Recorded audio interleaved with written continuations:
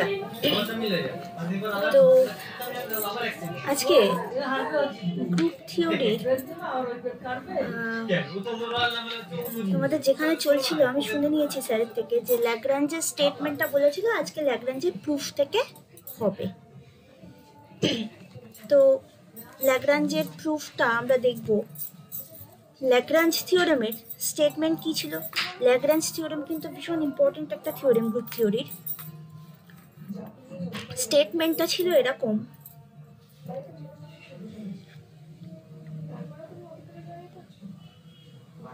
Lagrange's theorem.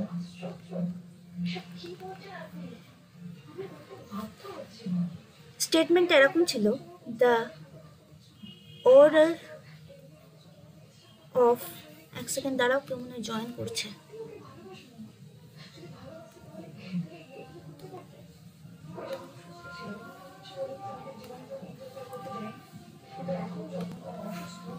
The order of every subgroup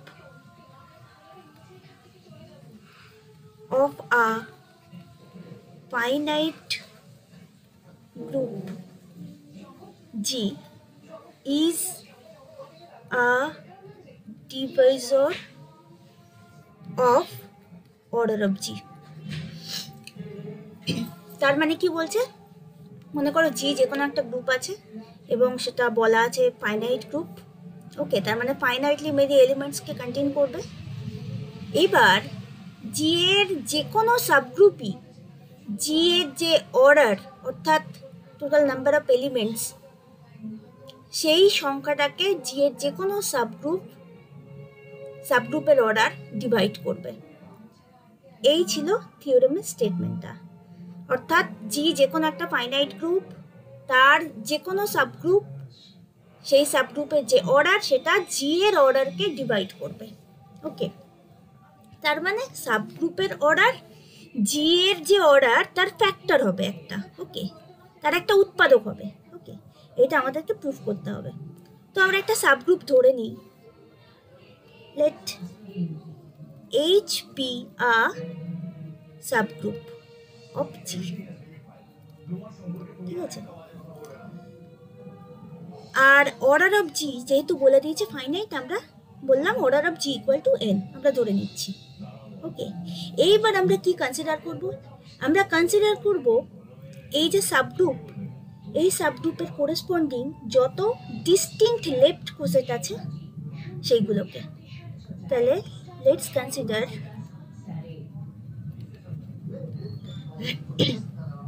the set of all distinct left cosets of H in G. এবার order of জি তো n, তার মানে finite.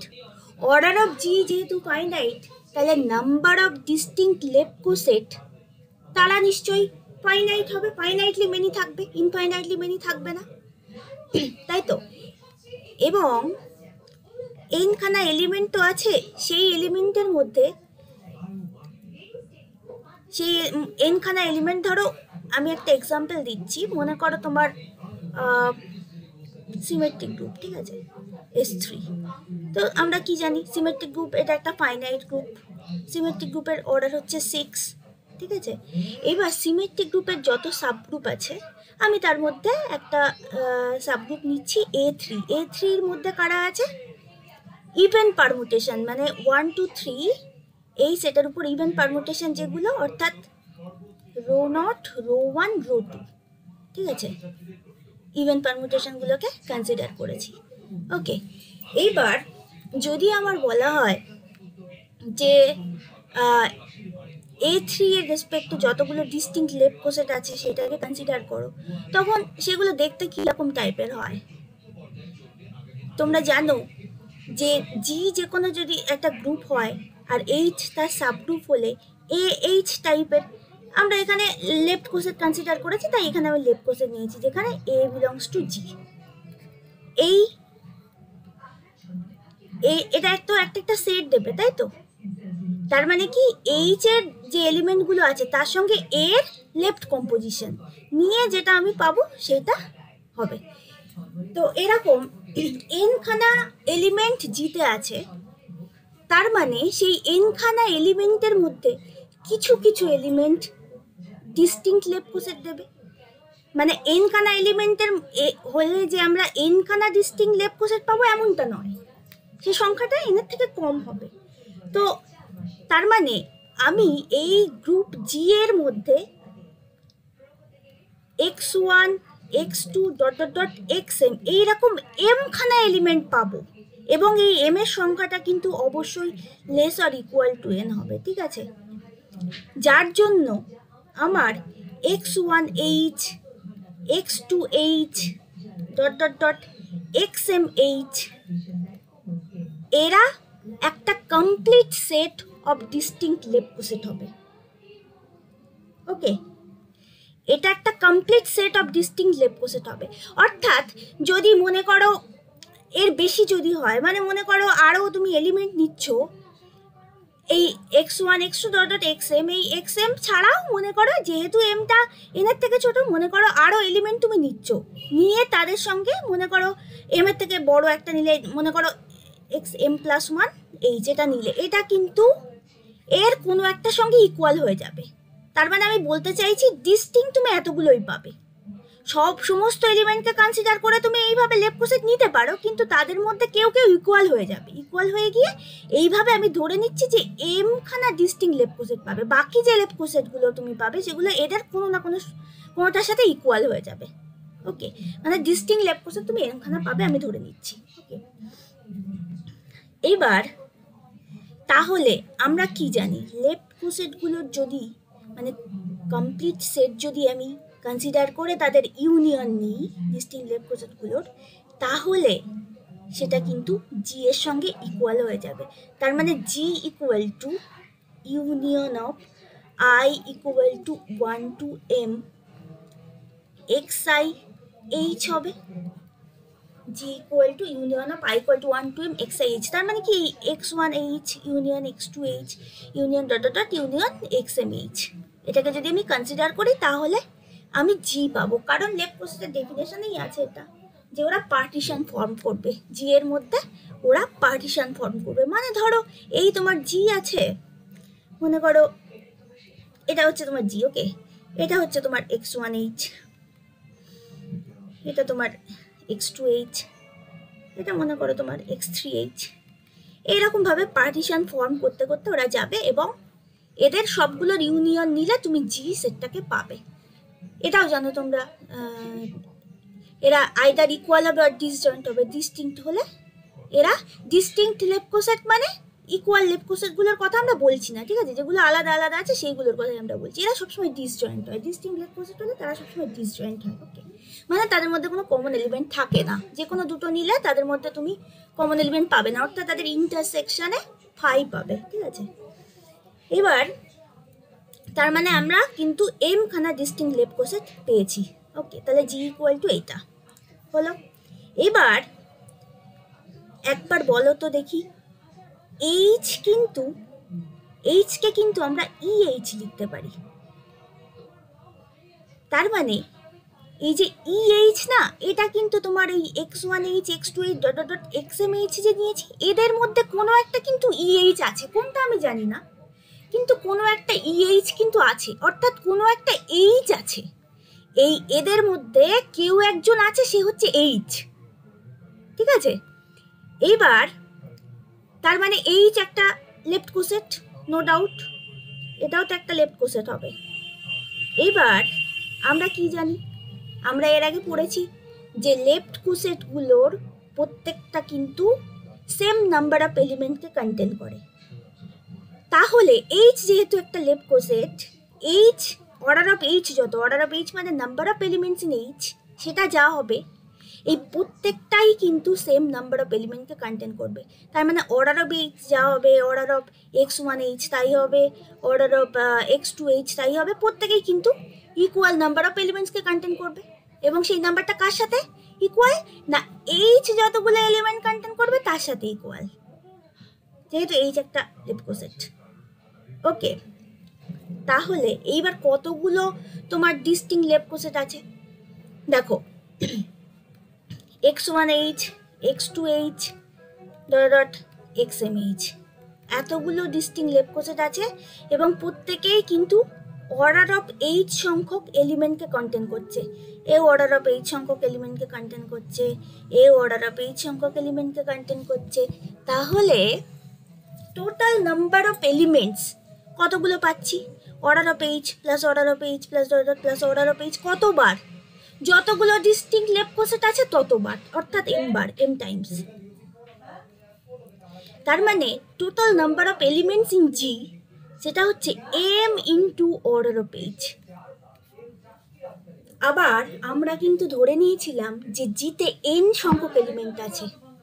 এই যে এখানে দেখো আমরা অ্যাজুম করেছিলাম যে জিতে n সংখ্যক এলিমেন্ট আছে। এইবার এই নাম্বারগুলো যোগ করলে তো আমি total number of elements in G পাবো। তার মানে this is equal to n হবে আমার। তার মানে এই, তাহলে কি পেলাম? Order of G this is equal to m into order of H, আর অর্ডার অফ জি কত ছিল? সেটাই ছিল আমার n। তার মানে আমি কি পেলাম? তার মানে আমি পেলাম এই যে অর্ডার অফ এইচ, এটা তো কোনো একটা নাম্বার হবে, 1 2 3 4 কিছু একটা নাম্বার তো এটা হবে, ঠিক আছে? তার মানে সে কি হচ্ছে? n এর একটা ফ্যাক্টর না, কারণ n কে তুমি m into order of H কোনো একটা ন্যাচারাল নাম্বার, সেটা তুমি লিখতে পেরেছো। তার মানে কি এই অর্ডার অফ এইচটা n এর একটা ফ্যাক্টর, n কে উৎপাদকে বিশ্লেষণ করলে তার একটা ফ্যাক্টর আমি অর্ডার অফ এইচ পাবো। তার মানে অর্ডার অফ এইচ যে n এর একটা ফ্যাক্টর হয়ে গেল, তার মানে অর্ডার অফ এইচ নিশ্চয়ই n কে ডিভাইড করে। মনে করো তুমি 6 কে লিখছো, ঠিক আছে, 6 কে লিখছো 3 ইন্টু 2 এই করে লিখতে পারছো। তার মানে কি 2টা 6 এর একটা ফ্যাক্টর, 2 দিয়ে যদি তুমি 6 কে ডিভাইড করো তাহলে মিলে যায়, রিমাইন্ডারে আমরা 0 পাই। সেরকম ব্যাপার আর কি, 2 যেমন 6 এর একটা ফ্যাক্টর, 2 6 কে ডিভাইড করে, 3 6 কে ডিভাইড করে, তেমনি order of HO n K divide করে, আর n মানে হচ্ছে অর্ডার অফ জি। তার মানে order of H order of G কে ডিভাইড করে। তার মানে আমার থিওরেমের স্টেটমেন্টটা কিন্তু প্রুফ হয়ে গেল। তার মানে order of H is a divisor of order of G, order of H is a divisor of order of G. Proved. প্রত্যেকে বুঝেছে কিনা বলো? যে কোনো জায়গাতে কোনো লাইনে যদি প্রবলেম থাকে তাহলে আমাকে বলো, আমি তাহলে রিপিট করব। বলো বুঝতে পেরেছো কিনা? কোনো জায়গাতে প্রবলেম থাকলে আমাকে বলো।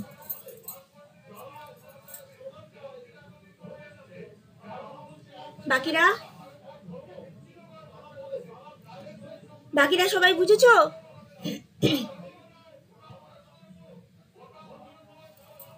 আচ্ছা,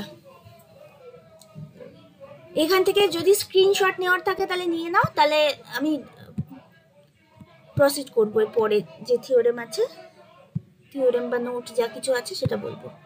যদি স্ক্রিনশট নেওয়ার থাকে তাহলে এখান থেকে নিয়ে নিতে পারো।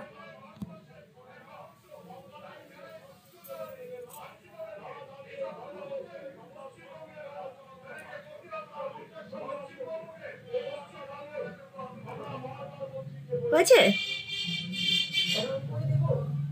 ওকে,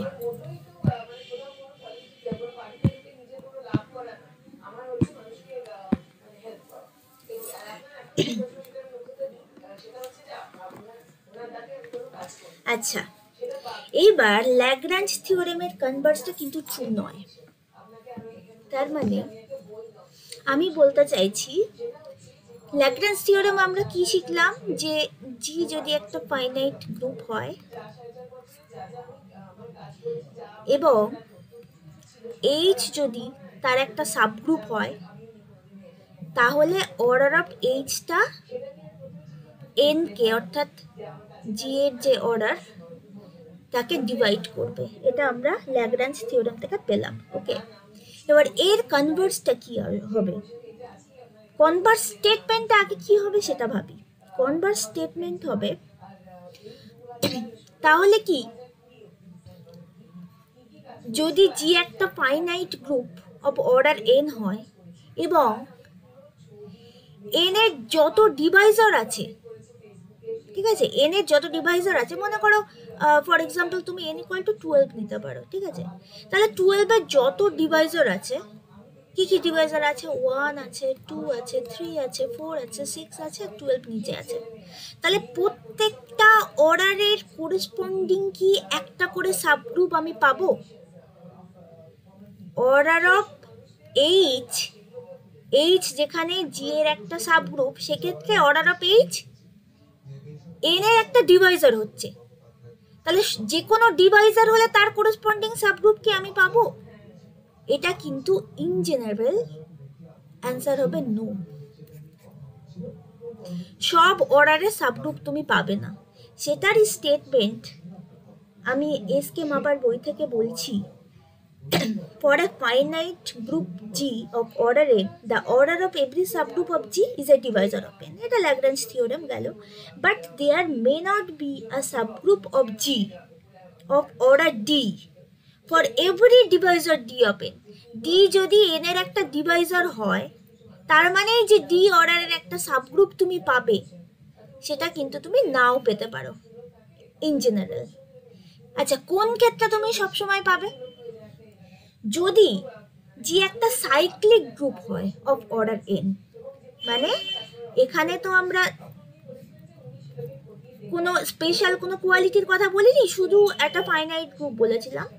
এবার আমরা কনসিডার যদি করি যে জি যে কোনো একটা cyclic group of order N, ঠিক আছে, জি সাইক্লিক, তাহলে তার প্রত্যেকটা ডিভাইজারের করেসপন্ডিং তুমি একটা করে সাবগ্রুপ পাবে, ঠিক আছে।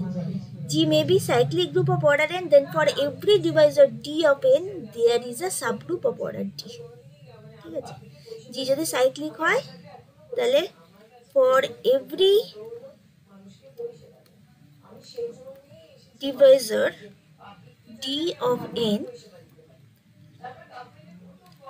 there exists a subgroup of order D. এটা নোট আকারে লেখা আছে, ওকে। আচ্ছা, আরেকটা ব্যাপার, সেটা হচ্ছে একটা ডেফিনেশন আছে, সেটা হচ্ছে ইন্ডেক্স।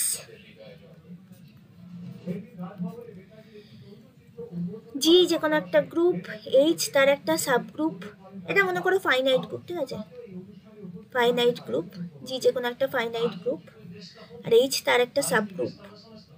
এবার number of distinct left cosets, number of distinct left cosets of H in G, সেইটাকে আমরা এইভাবে লিখি, এইভাবে লিখি জি রেশিও এইচ, এইভাবে লিখি। এটার দ্বারা কি বোঝানো হয় না, কতগুলো distinct left coset corresponding to H আমরা পাচ্ছি ইন জি, জি এর মধ্যে এইচ এর কতগুলো ডিস্টিংক্ট লেফট কোসেট আমরা পাচ্ছি, ঠিক আছে। তো আমি যে থিওরেমটা, মানে ল্যাগ্রাঞ্জ থিওরেম যখন প্রুফ করেছিলাম, তখন এই দেখো এই যে এম ছিল সেইটা, এইটা কিন্তু আমার ইন্ডেক্স অফ এইটা ছিল, ইন্ডেক্সটা, তার মানে এইভাবে আমরা ডিনোট করি, এই, ঠিক আছে। নাম্বার অফ এমটা ডিস্টিংক্ট লেফট কোসেট নিয়েছিলাম, তো এখানে আমরা এই যে এম খানা ডিস্টিংক্ট লেফট কোসেট নিয়েছিলাম, ঠিক আছে। এই নাম্বার অফ ডিস্টিংক্ট লেফট কোসেট, এইটাকে আমরা জি ratio H within third bracket এইভাবে লিখি। তার মানে এখান থেকে আমরা লিখতে পারি, এটাকে আমরা এইভাবে লিখতে পারি, order of G equal to G ratio H order of H, okay. এবার এটাকে বলা হয় কি, index of H in G.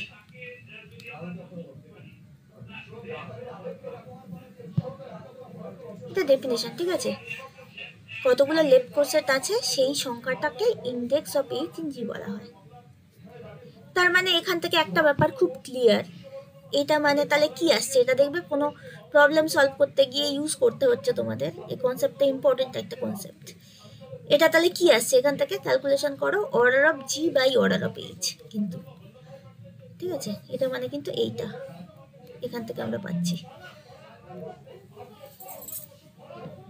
Order of G কে তুমি অর্ডার অফ এইচ দিয়ে ডিভাইড করলে যেটা পাবে সেটাই হচ্ছে index of G index of H in G. আচ্ছা, এইবার একটা এক্সাম্পল যেটা বলছিলাম তখন, S3 মনে করো জি সেটটাকে যদি আমি সিমেট্রিক গ্রুপ S3 নিই আর এইচটাকে আমি নিলাম A3, তাহলে তোমার বলো এই G ratio H within third bracket এটা কত হবে? Order of G by order of H এটা হবে। এবার অর্ডার অফ জি মানে কত? নাম্বার অফ এলিমেন্টস S3 তে কতগুলো এলিমেন্ট আছে? 6টা এলিমেন্ট আছে, সিমেট্রিক গ্রুপে 6টা এলিমেন্ট আছে। আর A3 তার মানে কি? নাম্বার অফ ইভেন পারমুটেশন, তার মানে এই রো নট, রো 1, রো 2। আর এখানে তো rho naught, rho 1, rho 2, rho 3, rho 4, rho 5, 6টা এলিমেন্ট আছে, তাহলে 6/3 দ্যাট ইজ 2। ওকে, আর একটা ডিফারেন্ট এক্সাম্পল, যদি আমরা জি ইকুয়াল টু মনে করো নিলাম জেড প্লাস, ওকে, আর এইচ ইকুয়াল টু নিলাম 2z প্লাস, তাহলেও কিন্তু এখানে জি রেশিও এইচ এটা কিন্তু 2 হবে,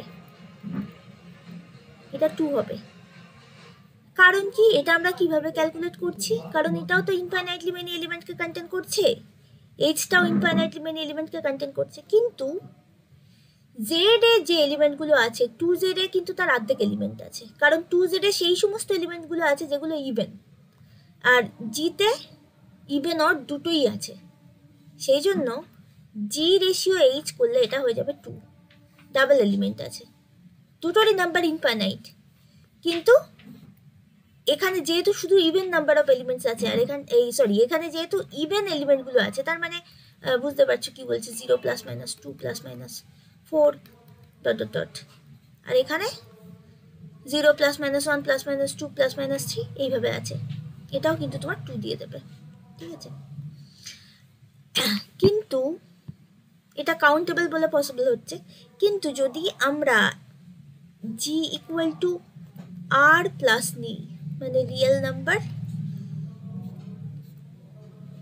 অ্যাডিশনের রেসপেক্টে যে গ্রুপ ফর্ম করছে সেইটাকে নিচ্ছি, সেটাকে আমি জি বলছি, আর এইচটাকে নিয়ে নিচ্ছি জেড প্লাস, সেটা বলে ইন্টিজার্স,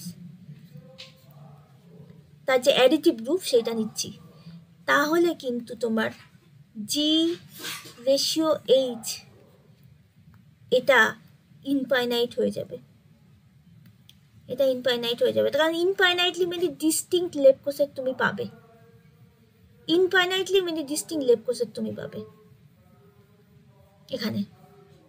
এখানে তুমি দুটো লেফট কোসেট পাবে বলে, এখানে তুমি দুটো লেফট কোসেট পাবে, ঠিক আছে। সেই জন্যে এই জি, এটা তো নাম্বার অফ ডিস্টিংক্ট লেফট কোসেটকেই তো আমরা ইন্ডেক্স সেট বলি, index of G, index of H in G বলি, তাই তো। Number of distinct left coset, এখানে দুটো লেফট কোসেট আমি পাচ্ছি, সেই জন্য এই সংখ্যাটা 2 হয়ে গেছে, কিন্তু এখানে ইনফাইনাইটলি মেনি লেফট কোসেট আমি পাবো, ডিস্টিংক্ট লেফট কোসেটের সংখ্যাটা ইনফাইনাইটলি মেনি পাবো, সেই জন্য এই রেশিওটা কিন্তু ফাইনাইট কোনো নাম্বার হবে না। আচ্ছা, এবার কিছু ইম্পর্টেন্ট ডিডাকশান আছে যেগুলো ল্যাগ্রাঞ্জ থিওরেমের রেজাল্ট থেকে আমরা পাই। যেমন একটা হচ্ছে ভীষণ ইম্পর্টেন্ট, অনেকবার এসছে এক্সামে, every group of prime order is cyclic.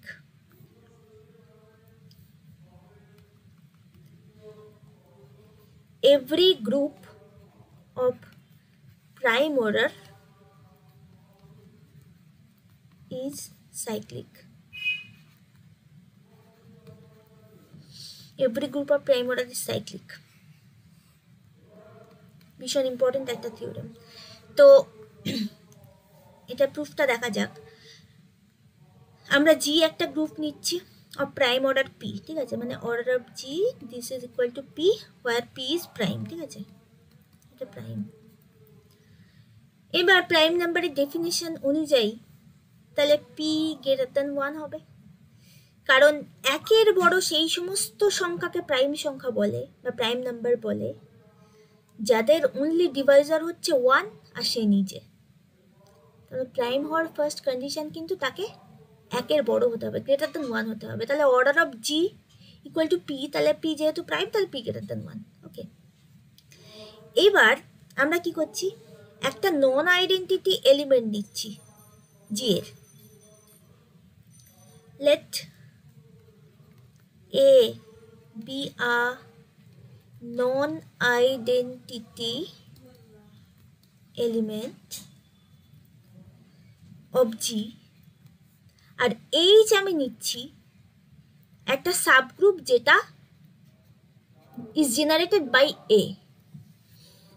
তার মানে এইচ কি হয়ে যাবে, এইচ একটা সাইক্লিক সাবগ্রুপ হবে জি এর, কারণ আমি একটা নন আইডেন্টিটি এলিমেন্ট নিচ্ছি এবং সেই নন আইডেন্টিটি এলিমেন্ট দ্বারা জেনারেটেড যে সাবগ্রুপ সেটা তো অবশ্যই জি এর একটা সাবগ্রুপ হবে, আর তাকে আমি এইচ নাম দিচ্ছি।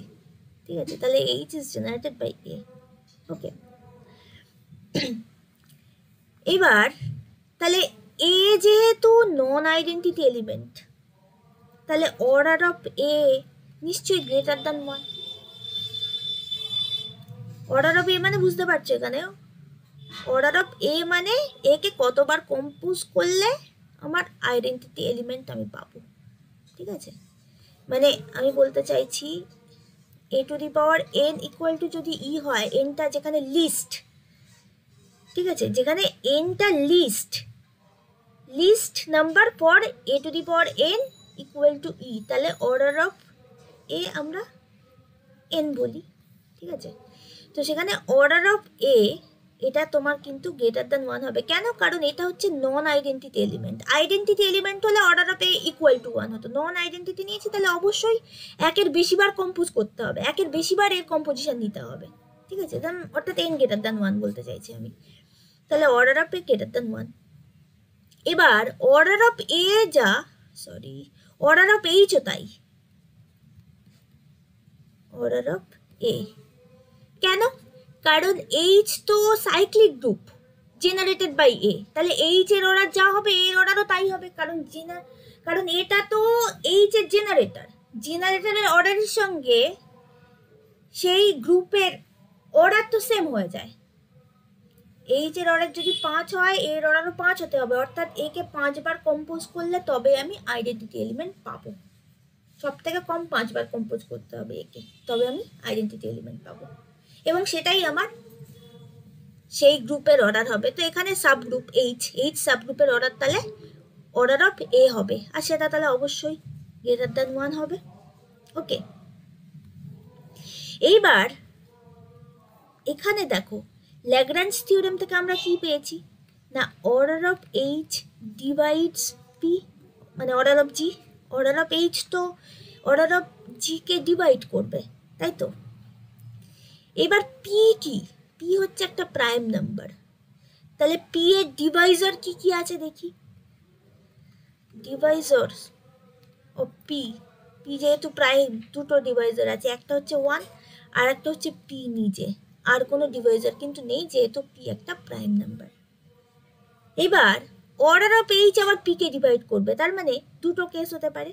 একটা হচ্ছে either order of H equal to 1, কিন্তু সেই কেসটা হবে না কারণ এখানে আমি বলেই দিয়েছি order of H greater than 1।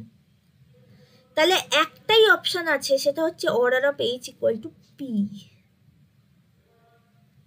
একটাই অপশন আমার, সেটা হচ্ছে order of H equal to P, কারণ ডিভাইজারগুলো তো 1 আর পি ছাড়া অন্য কোনো ডিভাইজার নেই। তাহলে অর্ডার অফ এইচ কে তো পি এর ডিভাইজার হতে হবে, তার মানে আইদার 1 হতে হবে আর পি হতে হবে, কিন্তু 1 হতে পারবে না কারণ এর অর্ডারটা 1 এর থেকে বেশি এবং order of H equal to order of A. তাহলে order of H greater than 1 এবং ডিভাইজার অফ পি, তার মানে order of H equal to P, আর কোনো অপশন নেই আমার। তার মানে আমি কি পেলাম, এইচ হচ্ছে জি এর একটা সাবগ্রুপ যার অর্ডারটা গ্রুপের অর্ডারের সাথে সমান। তার মানে কি, এইচ ইকুয়াল টু জি। তার মানে সিম্পলি এইচ ইকুয়াল টু জি। যে গ্রুপের যে সাবগ্রুপের অর্ডার গ্রুপের অর্ডারের সাথে ইকুয়াল হয়ে যায়, তাহলে সেই সাবগ্রুপটা সে নিজেই সেই গ্রুপের সঙ্গে সেই সাবগ্রুপটা ইকুয়াল হয়ে যাবে, কারণ প্রত্যেকটা গ্রুপ নিজেই নিজের সাবগ্রুপ, সেই সাবগ্রুপটাই হচ্ছে এইচ। ওকে, এইবার তাহলে জি হয়ে গেল তোমার এইচ এর সাথে ইকুয়াল। এইচ কি ছিল? এইচ কিন্তু সাইক্লিক সাবগ্রুপ ছিল অফ জি জেনারেটেড বাই এ। তাহলে জি হয়ে গেল cyclic subgroup generated by A. আমরা প্রুফ করতে চাইছিলাম every group of prime order is cyclic. আমরা এটাই প্রুফ করতে চাইছিলাম যে every group of prime order is cyclic. আর সেখানে আমরা কি করেছি, তাহলে আবার একবার প্রথম থেকে বলে দিচ্ছি। আমরা কি করেছিলাম, আমরা জি একটা গ্রুপ নিয়েছি যেটা প্রাইম অর্ডারের, হ্যাঁ, তার মানে order of G equal to P ধরেছি, তাহলে obviously P greater than 1 as P is prime. এবার আমরা জি এর একটা নন আইডেন্টিটি এলিমেন্ট কনসিডার করছি, সেটা হচ্ছে এ। ঠিক আছে, আইডেন্টিটি এলিমেন্ট তো একটা গ্রুপের জেনারেটর হতে পারে না। যদি সেই গ্রুপে একটাই এলিমেন্ট থাকে, শুধু সিঙ্গেলটন ই, ঠিক আছে, এটা হতো একটা গ্রুপ, তাহলে সে ওই জেনারেটর, ওটা সাইক্লিক গ্রুপ, সেটা ট্রিভিয়াল কেস। নন ট্রিভিয়াল কেসে আইডেন্টিটি এলিমেন্ট কিন্তু কোনো গ্রুপের জেনারেটর হতে পারে না। তো আমি একটা নন আইডেন্টিটি এলিমেন্ট কনসিডার করেছি, আর সেই নন আইডেন্টিটি এলিমেন্ট দ্বারা, সেই নন আইডেন্টিটি এলিমেন্ট দিস যে জেনারেটর, ঠিক আছে, generated the we have considered the subgroup of G which is generated by A। ঠিক আছে, তাহলে এ যে গ্রুপের জেনারেটর, অর্থাৎ সেটা অবশ্যই জি এর একটা সাবগ্রুপ হবে, সেটাকে আমরা এইচ নাম দিয়েছি। আর এটা কি, এ হচ্ছে non identity element of G. ঠিক আছে, এবার তাহলে অবভিয়াসলি যেহেতু নন আইডেন্টিটি এলিমেন্ট, এটা একটা নন আইডেন্টিটি এলিমেন্ট, তাহলে তার অর্ডারটা নিশ্চয়ই একের বেশি হবে। আর এলিমেন্টের অর্ডার মানে এখানে বলেছি আমি কি বলতে চাইছি, তোমরা এর আগেও পড়েছো অনেক জায়গাতে। এবার যেহেতু এটা এইচ এর জেনারেটর, তাহলে এইচ এর অর্ডার যা হবে, জেনারেটরের অর্ডারও তাই হবে। এবার জেনারেটরের অর্ডার তো গ্রেটার দেন 1, যেহেতু সে নন আইডেন্টিটি, তাহলে এইচ এর অর্ডারও কিন্তু গ্রেটার দেন 1 হবে। আবার এইচ এর আর একটা রেস্ট্রিকশন আছে, সেটা হচ্ছে অর্ডার অফ এইচকে অবশ্যই পি এর ডিভাইজার হতে হবে বাই ল্যাগ্রাঞ্জ থিওরেম, আমরা একটু আগে পড়েছি। তাহলে আমরা তাহলে দেখি যে পি এর ডিভাইজার কারা কারা আছে। আমরা দেখলাম পি যেহেতু প্রাইম, তাহলে তার ডিভাইজার বলতে 1 আর পি আছে। এইবার তাহলে অর্ডার অফ এইচকে আইদার 1 হতে হবে আর পি হতে হবে, কিন্তু সে 1 হতে পারবে না, কারণ আমাদের তাহলে এই order of A non identity element, এটা তাহলে কন্ট্রাডিক্ট হয়ে যাবে। সেই জন্যে অর্ডার অফ এইচকে তাহলে পি হতে হবে। যেই অর্ডার অফ এইচ পি হয়ে গেল, পি তো আমার ছিল অরিজিনাল যে গ্রুপ, তার অর্ডার, তার সঙ্গে এইচ একটা সাবগ্রুপ, তার অর্ডার ইকুয়াল হয়ে গেছে, তার মানে এইচ নিজেই জি এর সাথে ইকুয়াল। এবার এইচ যে জি এর সাথে ইকুয়াল হয়ে গেল, এইচ তো আমরা নিয়েছিলাম এ দিয়ে জেনারেটেড যে গ্রুপ, সেইটা হচ্ছে এইচ, আর সেটা জি এর সাবগ্রুপ। তাহলে জি যেহেতু তার সাথে ইকুয়াল হয়ে গেল, তাহলে জি এখন সাবগ্রুপ হয়ে গেল জেনারেটেড বাই এ। তাহলে G is a cyclic group generated by A। এটা কি, এ হচ্ছে নন আইডেন্টিটি এলিমেন্ট অফ জি।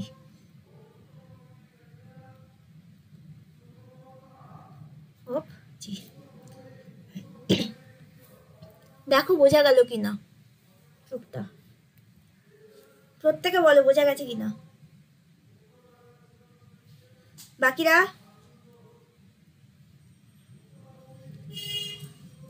ওকে, এবার এখানে একটা ব্যাপার লক্ষ্য করার মতো, সেটা হচ্ছে আমি যে একটা নন আইডেন্টিটি এলিমেন্টকে কনসিডার করেছিলাম, তাই তো, জি এর একটা নন আইডেন্টিটি এলিমেন্টকে কনসিডার করেছিলাম, আলটিমেটলি আমি প্রুফ করে দিলাম সেই নন আইডেন্টিটি এলিমেন্টটা সেই জি এর জেনারেটর। জি একটা সাইক্লিক গ্রুপ, এবং সেই যে নন আইডেন্টিটি এলিমেন্টটা, সেটা কিন্তু জি এর জেনারেটর। তার মানে এখান থেকে কি আমি বলতে পারি না যে জিতে যতগুলো নন আইডেন্টিটি এলিমেন্ট আছে, আই মিন জিতে ই ছাড়া যতগুলো এলিমেন্ট আছে, তারা প্রত্যেকেই কিন্তু জি এর জেনারেটর। অর্থাৎ আমি বলতে চাইছি each non identity element of G is a generator of G where order of G equal to P, এটা হচ্ছে প্রাইম। তার মানে এনি গ্রুপ অফ প্রাইম অর্ডারের ক্ষেত্রে যদি যে কোনো গ্রুপ অফ প্রাইম অর্ডারকে তুমি কনসিডার করো, তাহলে তার প্রত্যেকটা নন আইডেন্টিটি এলিমেন্টই কিন্তু জেনারেটর হবে, ঠিক আছে? আর এটা খুব ট্রিভিয়াল যে আইডেন্টিটি এলিমেন্ট কোনো গ্রুপকে জেনারেট করতে পারে না যদি সেই গ্রুপ মোর দ্যান ওয়ান এলিমেন্টকে কন্টেন করে। একটা এলিমেন্টকে কন্টেন করলে সেক্ষেত্রে তো সেটা তো ট্রিভিয়াল কেস, বলার অপেক্ষা রাখে না, এই জেনারেটর এটা সাইক্লিক গ্রুপ, নো প্রবলেম, সেখানে কিছু বলার নেই। কিন্তু যদি সেটা কোনো গ্রুপ যদি একাধিক এলিমেন্টকে কন্টেন করে, তাহলে আইডেন্টিটি এলিমেন্ট জেনারেটর হতে পারে না। কারণ আইডেন্টিটি এলিমেন্টকে তুমি যতবার কম্পোজ করবে সে তো শুধু ই দেবে, অন্য কিছু তো দেবে না। সে ই ছাড়া আর অন্য কোনো এলিমেন্ট তো প্রডিউস করতে পারবে না, তাই না? কিন্তু জেনারেটরের ক্ষেত্রে আমরা কি দেখেছি, এ যদি একটা জেনারেটর হয় তাহলে এ স্কোয়ার, এ কিউব, এগুলো প্রত্যেকটা ডিস্টিংক্ট এলিমেন্ট হবে। যতবার একে দুবার কম্পোজ করলে আরেকটা এলিমেন্ট পেলে, তিনবার কম্পোজ করলে আরেকটা এলিমেন্ট পেলে, এইভাবে সে যত এলিমেন্ট আছে ওই গ্রুপের প্রত্যেককে কভার করবে, মানে প্রত্যেককে এ টু দি পাওয়ার এন এই ফর্মে লেখা যাবে, তাই না? এটা আমি বলতে চাইছি। আচ্ছা,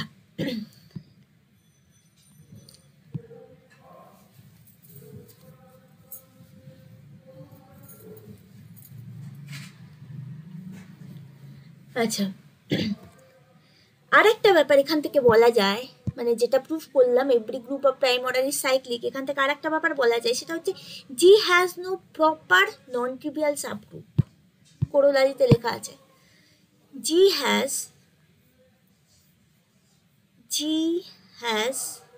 যেখানে জি এর অর্ডার কিন্তু প্রাইম, ঠিক আছে, no proper non trivial subgroup. এটার মানেটা কি? First of all, non trivial মানে not equal to singleton e, okay. এবার প্রপার মানে বুঝতে পারছো, প্রপার মানে নট ইকুয়াল টু জি, এমন একটা সাবগ্রুপ যেটা জি এর সঙ্গে ইকুয়াল নয়, মানে জি এর থেকে ছোট কিন্তু ট্রিভিয়াল না, নন ট্রিভিয়াল সাবগ্রুপ। কেন জি এর কোনো প্রপার নন ট্রিভিয়াল সাবগ্রুপ নেই?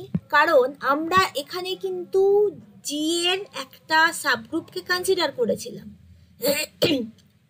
ঠিক আছে? সেটা তোমার নন আইডেন্টিটি এলিমেন্ট দ্বারা জেনারেটেড এরকম একটা সাবগ্রুপকে আমরা কনসিডার করে পরে গিয়ে আমরা প্রুফ করলাম সেই সাবগ্রুপটা নিজেই জি এর সাথে ইকুয়াল। এবার সে যদি জি এর সাথে ইকুয়াল হয়ে যায় তাহলে তো সে আর প্রপার থাকলো না, তাই না? প্রপার মানে কি? প্রপারলি সাবসেট হতে হবে, ইকুয়াল হলে হবে না, ওকে। তার মানে একমাত্র তুমি প্রপার সাবগ্রুপ একটাই পাবে, সেটা হচ্ছে ট্রিভিয়াল সাবগ্রুপ। যেই তুমি নন ট্রিভিয়াল নিতে যাবে, তার মানে ই এর থেকে বড়, ই কে কন্টেন করে এবং জি এর থেকে ছোট, এরকম কাউকে কিন্তু তুমি পাবে না। কারণ ওরকম কাউকে পেতে গেলে আমরা দেখেছি যে সেটা আলটিমেটলি জি এর সাথে ইকুয়াল হয়ে যাচ্ছে। আর সাইক্লিক মানে যে কোনো সাইক্লিক গ্রুপের সাবগ্রুপও তো সাইক্লিক হবে, ঠিক আছে? আর সাইক্লিক মানে সাবগ্রুপ সাইক্লিক হলেও সেটা তো generated by some non identity element হবে। আর যেই নন আইডেন্টিটি এলিমেন্ট তারা জেনারেট করতে হবে, আমি দেখবো যে তাদের অর্ডারটা গ্রুপের অর্ডারের সাথে ইকুয়াল হয়ে যাচ্ছে, তার মানে সে নিজেই জি এর সঙ্গে ইকুয়াল হয়ে যাচ্ছে। সেই জন্য কোনো প্রপার নন ট্রিভিয়াল সাবগ্রুপ কিন্তু আমরা পাবো না, ওকে। আচ্ছা, তারপরে থিওরেমে আসি। The order of each element in a finite group G is a divisor of order of G. Sorry, order of G. The order of each element in a finite group G is a divisor of order of G. একটা finite group G তুমি consider করো। finite group মানে তোমার finitely many elements থাকবে সেই গ্রুপের মধ্যে, ঠিক আছে? মনে করো n। এবার প্রত্যেকটা এলিমেন্টের অর্ডার গ্রুপের অর্ডারকে ডিভাইড করবে। এবার যে কোনো একটা এলিমেন্ট নাও, suppose A belongs to G, ঠিক আছে? তাহলে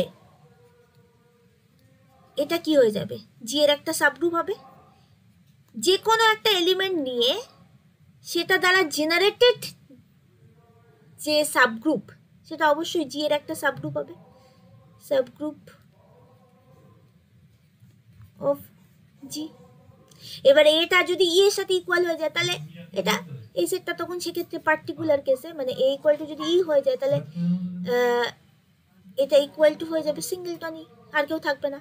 আর এ যদি অন্য কোনো এলিমেন্ট হয় তাহলে এটা আরও এলিমেন্টকে কন্টেন করবে, তার সাথে ইকে তো করবেই, তার সঙ্গে আরও অন্যান্য এলিমেন্টকে কন্টেন করবে। এটা কিন্তু জি এর একটা সাবগ্রুপ হবে। ওকে, এইবার এটা যেহেতু জি এর একটা সাবগ্রুপ তাহলে অর্ডার অফ দিস, ঠিক আছে, এটা তাহলে অর্ডার অফ জি কে ডিভাইড করবে। Order of this, order of the subgroup, এটা কিন্তু ডিভাইড করবে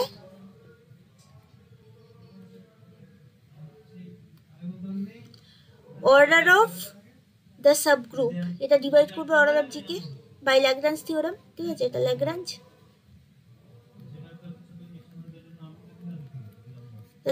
থিওরেম। এবার order of the subgroup generated by a, এটা কিন্তু অর্ডার অফ এ হবে। কেন এটা অর্ডার অফ এ হবে? কারণ আমি বলেছি যে সাইক্লিক সাবগ্রুপের ক্ষেত্রে ডিমটা কম হয়ে গেছে, হয় না। সাইক্লিক সাবগ্রুপের ক্ষেত্রে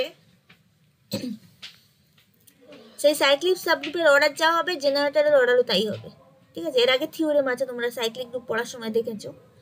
তো order of a, order of this equal to order of a জেনারেটরের অর্ডার, ঠিক আছে? তাহলে এটা জি কে ডিভাইড করে, তার মানে কি এটাও তাহলে জি কে ডিভাইড করবে, অর্ডার অফ জি। এটাই তো চেয়েছিল যে প্রত্যেকটা এলিমেন্টের অর্ডার গ্রুপের অর্ডারকে ডিভাইড করবে। প্রুফ হয়ে গেল, প্রত্যেকটা এলিমেন্টের অর্ডার গ্রুপের অর্ডারকে ডিভাইড করবে। বোঝা গেছে? দেখো বুঝতে পারলে কিনা বাকিরা? ওকে, চলো তারপরে চলি next থিওরেমে।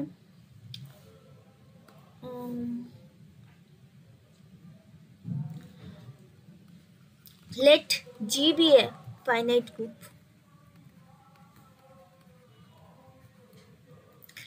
and A belongs to G, then A to the power order of G, this is equal to E. এটা আমাকে প্রুফ করতে হবে। এর মাথায় আমি জি এর যে অর্ডার সেটাকে বসিয়েছি, তার মানে এ কে যদি আমি অতবার কম্পোজ করি, ঠিক আছে, অতবার কম্পোজিশন নিচ্ছি আমি এর অর্ডার অফ এ যদি অর্ডার অফ জি যদি 5 হয় তাহলে এ কে আমি 5 বার কম্পোজ করলে ই পাবো, সেটা বলতে চাইছে।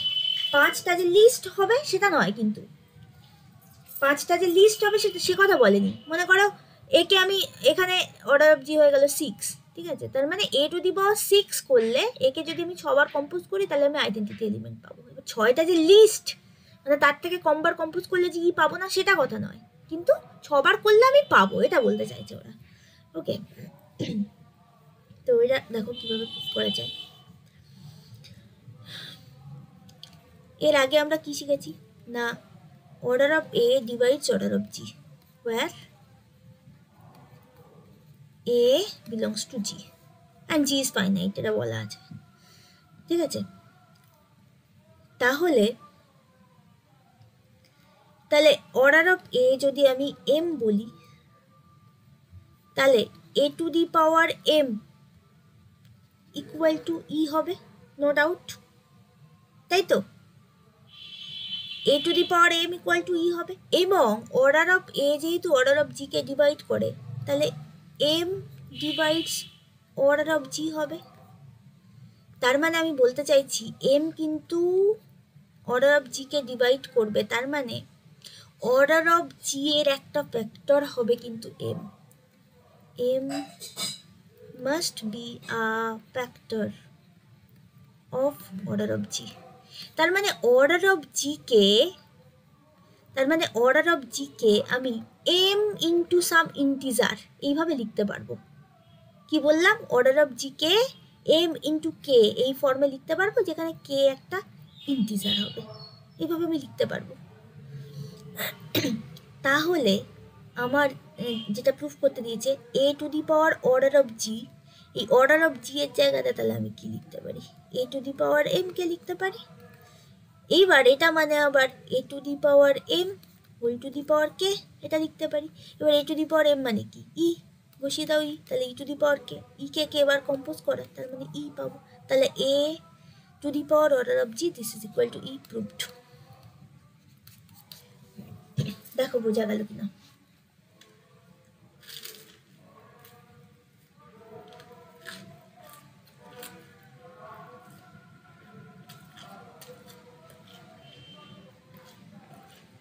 বুঝেছো কিনা দেখো।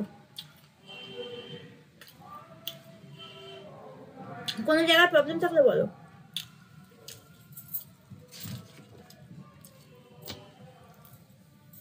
ঠিক আছে? ওকে,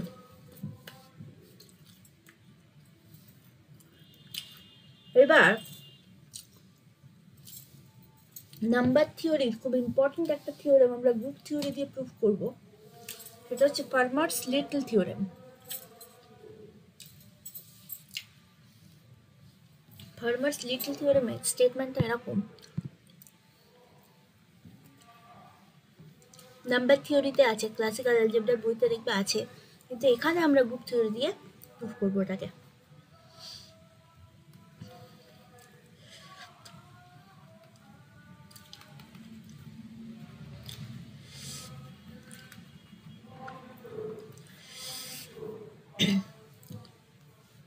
স্টেটমেন্টটা হচ্ছে এরকম, let P be a prime and A be an integer such that P is not a divisor of A, then আমাদের যেটা প্রুফ করতে হবে a to the power p minus 1, a to the power p minus 1, this is congruent 1 mod p.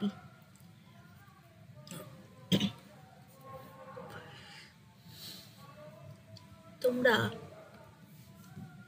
এই নোটেশনের মানে জানো, a congruent b mod p এটার মানে কি?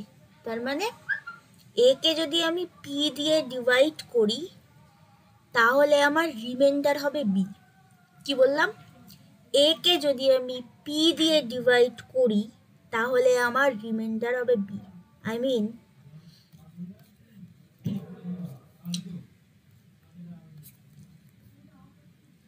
ওকে, এটা বা এইটাকে আরেকটু ফর্মালি বলা যায় a minus b is divisible by p। a minus b K p divide করে, তার মানে p দিয়ে আমি a minus b K divide করলে মিলে যাবে, রিমাইন্ডার 0 পাবো আমি। এটার মানে হচ্ছে এই, তো আমাদের এইটা প্রুফ করতে হবে। ঠিক আছে? তার মানে a to the power p minus 1 this is divisible by p। ঠিক আছে? যারা একটু বাকি আছে, আমি খেয়েছো? কলা আছে? কলা আছে খাবে? না না আছে কলা কলা না করব এমনি এক পিস তো, তাই জন্য বলছি।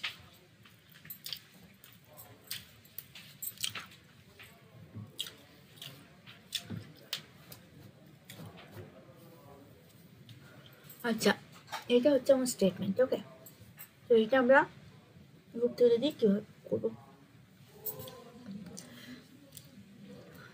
কেস 1 দেখো, আমরা দুটো কেস করবো, ঠিক আছে, কেস 1 অ্যান্ড কেস 2। ফার্স্ট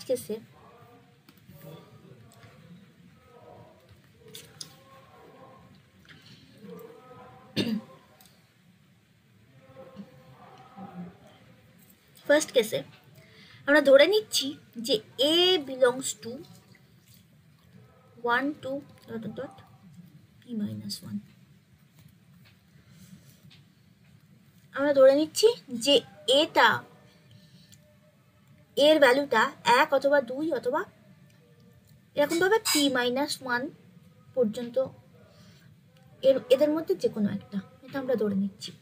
কারণ এখানে বলেছে না p is not a divisor of a, তার মানে p a কে ডিভাইড করে না, ঠিক আছে, p a কে ডিভাইড করে না। এবার আমরা ধরে নিচ্ছি তাহলে এর ভ্যালুটা 1 থেকে p minus 1 এর মধ্যে কোনো একটা ন্যাচারাল নাম্বার হবে। 1 থেকে p minus 1 এর মধ্যে কোনো একটা ন্যাচারাল নাম্বার, এটা আমরা ধরে নিচ্ছি। তাহলে এই কন্ডিশনটা কিন্তু অটোমেটিক্যালি স্যাটিসফাইড হয়ে যাচ্ছে যে p is not a divisor of a। তাহলে a যদি 1 হয়, p তো একটা প্রাইম নাম্বার, তাহলে p ডিভাইড করছে না একে, ঠিক আছে। p minus 1 মানে বুঝতে পারছো তো, p এর থেকে ছোট, এখানে যারা আছে তারা সবাই কিন্তু p এর থেকে ছোট। আমি কিন্তু p minus 1 পর্যন্ত নিয়েছি, ঠিক আছে, 1 2 থেকে শুরু করে p minus 1 পর্যন্ত নিয়েছি। মনে করো p এর ভ্যালু হলো 11, তাহলে এটা 1 থেকে 10 এর মধ্যে কোনো একটা সংখ্যা হবে। এবার 11 তাহলে নিশ্চয়ই তার আগে কোনো ছোট সংখ্যাকে ডিভাইড করে না। 11 আগের কোনো ছোট সংখ্যাকে ডিভাইড করে না, কারণ আগের 1 থেকে 10 পর্যন্ত সংখ্যাকে কিন্তু অবশ্যই 11 ডিভাইড করে না। এটা খুব ট্রিভিয়াল কেস, কারণ তুমি প্রত্যেক কেসে কিন্তু রিমাইন্ডার সেটাই পাবে। মানে p দিয়ে যদি তুমি এদেরকে ডিভাইড করো তাহলে কিন্তু, মানে p দিয়ে যদি তুমি 1 কে ডিভাইড করো তাহলে তুমি রিমাইন্ডার 1 পাবে। যদি p দিয়ে 2 কে ডিভাইড, কারণ এখানে 0 বার যাবে, ঠিক আছে, এখানে আমি 10 নিয়েছি, তো এখানে তোমার 0 হয়ে যাবে, তাহলে তোমার রিমাইন্ডার হয়ে যাবে 10। তার মানে তুমি যে সংখ্যাটা নেবে সেটাই তোমার রিমাইন্ডার আসবে। আমি এখানে p এর জায়গায় যদি 11 নিই, তাহলে সেই কেসটা আমি তোমাকে বলছি, আগে যতগুলো সংখ্যা আছে 1 থেকে 10 পর্যন্ত তাদের কোনোটাকেই 11 ডিভাইড করে না, তাদের কোনোটারই ফ্যাক্টরের মধ্যে 11 নেই। খুব সিম্পল ব্যাপার, তাদের কোনোটারই ফ্যাক্টরে 11, মানে 11 তাদের কোনো উৎপাদক হবে না, এটা হচ্ছে ব্যাপার, ঠিক আছে। তো সেটা সেই কেসটা অটোমেটিক্যালি হোল্ড করে যাচ্ছে যখন এইটা আমরা নিচ্ছি। কেস 2তে আমরা অন্য কেসও বলবো যে p এর থেকে বড় হলে কি হবে। এখানে তো আমরা p এর থেকে ছোট নিয়েছি a কে, দেখো a কে আমরা কিন্তু p এর থেকে ছোট নিয়েছি, p minus 1 পর্যন্ত সংখ্যা কনসিডার করেছি। এরপরে p এর থেকে বড় হলে বা নেগেটিভ হলে কি হবে সেটা আমরা কেস 2তে বলবো, আগে কেস 1টা বলে নিই। তো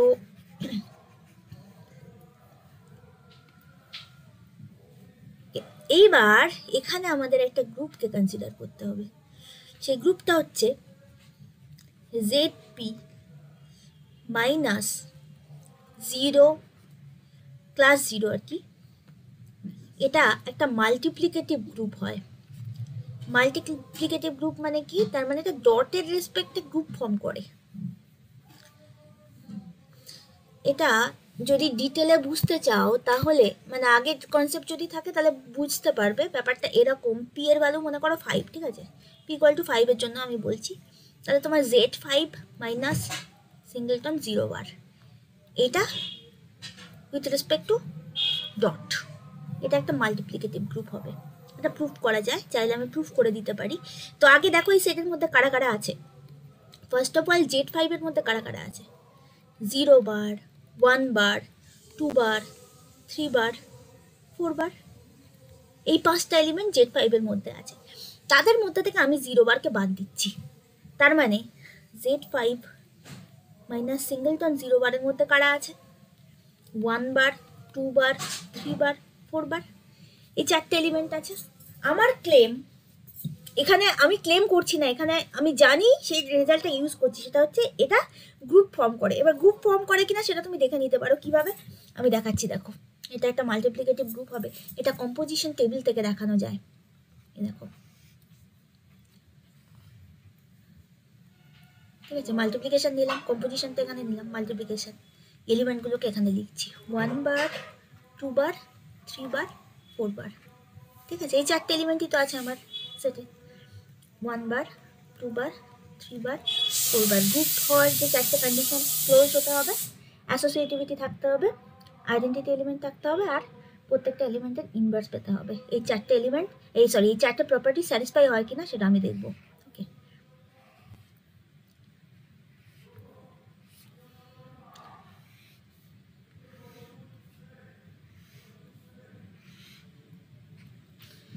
এই আচ্ছা, কম্পোজিশন নাও 1 বার, কম্পোজিশন 1 বার মানে 1 × 1 তার বার, তার মানে 1। ক্লাসের যে প্রপার্টি সেখান থেকে আমি লিখছি, এগুলো তোমরা এর আগে পড়েছো। 1 × 2 দ্যাট ইজ 2, 1 × 3 তার বার, দ্যাট ইজ 3 বার, আর এটা যথারীতি 4 বার। 2 × 1 এটা হয়ে যাবে 2 বার। আচ্ছা, 2 × 2 4 বার। 2 × 3 এটা হয়ে যাবে 6 বার। এবার 6 বারের ভ্যালুটা কত সেটা আমি দেখব। ঠিক আছে, আর 2 × 4 দ্যাট ইজ 8 বার। 8 বারের ভ্যালুটাও আমি দেখবো। তো গ্রুপের বাইরে চলে যাচ্ছে মনে হচ্ছে, তাই না? 6 বার 8 বার ক্লোজ হতে গেলে তো আমাকে গ্রুপের এলিমেন্টগুলোকেই পেতে হবে। যে কোনো দুটো এলিমেন্টের কম্পোজিশনে আমি গ্রুপের কোনো না কোনো এলিমেন্ট পাবো। তো এর মধ্যে তো 6 বার 8 বার এগুলো নেই, তার মানে 6 বার 8 বারের কি ভ্যালু আছে সেটা আমাকে দেখতে হবে, এদের মধ্যে আদৌ বিলং করছে কিনা। যদি বিলং করে তবে আমার ক্লোজার প্রপার্টি হোল্ড হলো, তাহলে ফার্স্ট কন্ডিশন আমার স্যাটিসফাইড হলো। ঠিক আছে, এবার সেটা আমরা দেখবো। তো আগে লিখে নিই কম্পোজিশন টেবিলটা পুরোটা। 3 × 1 that is 3 bar, 3 × 2 that is again 6 বার। ঠিক আছে, 3 × 3 দ্যাট ইজ 9 বার, 4 12 বার। ঠিক আছে, এগুলো দেখবো কত আছে। 4 × 1 দ্যাট ইজ 4 বার, 8 বার, 12 বার, আর এটা হচ্ছে 16 বার। এইবার এই যে 6 বার বা ক্লাস 6 এটা কার সঙ্গে ইকুয়াল?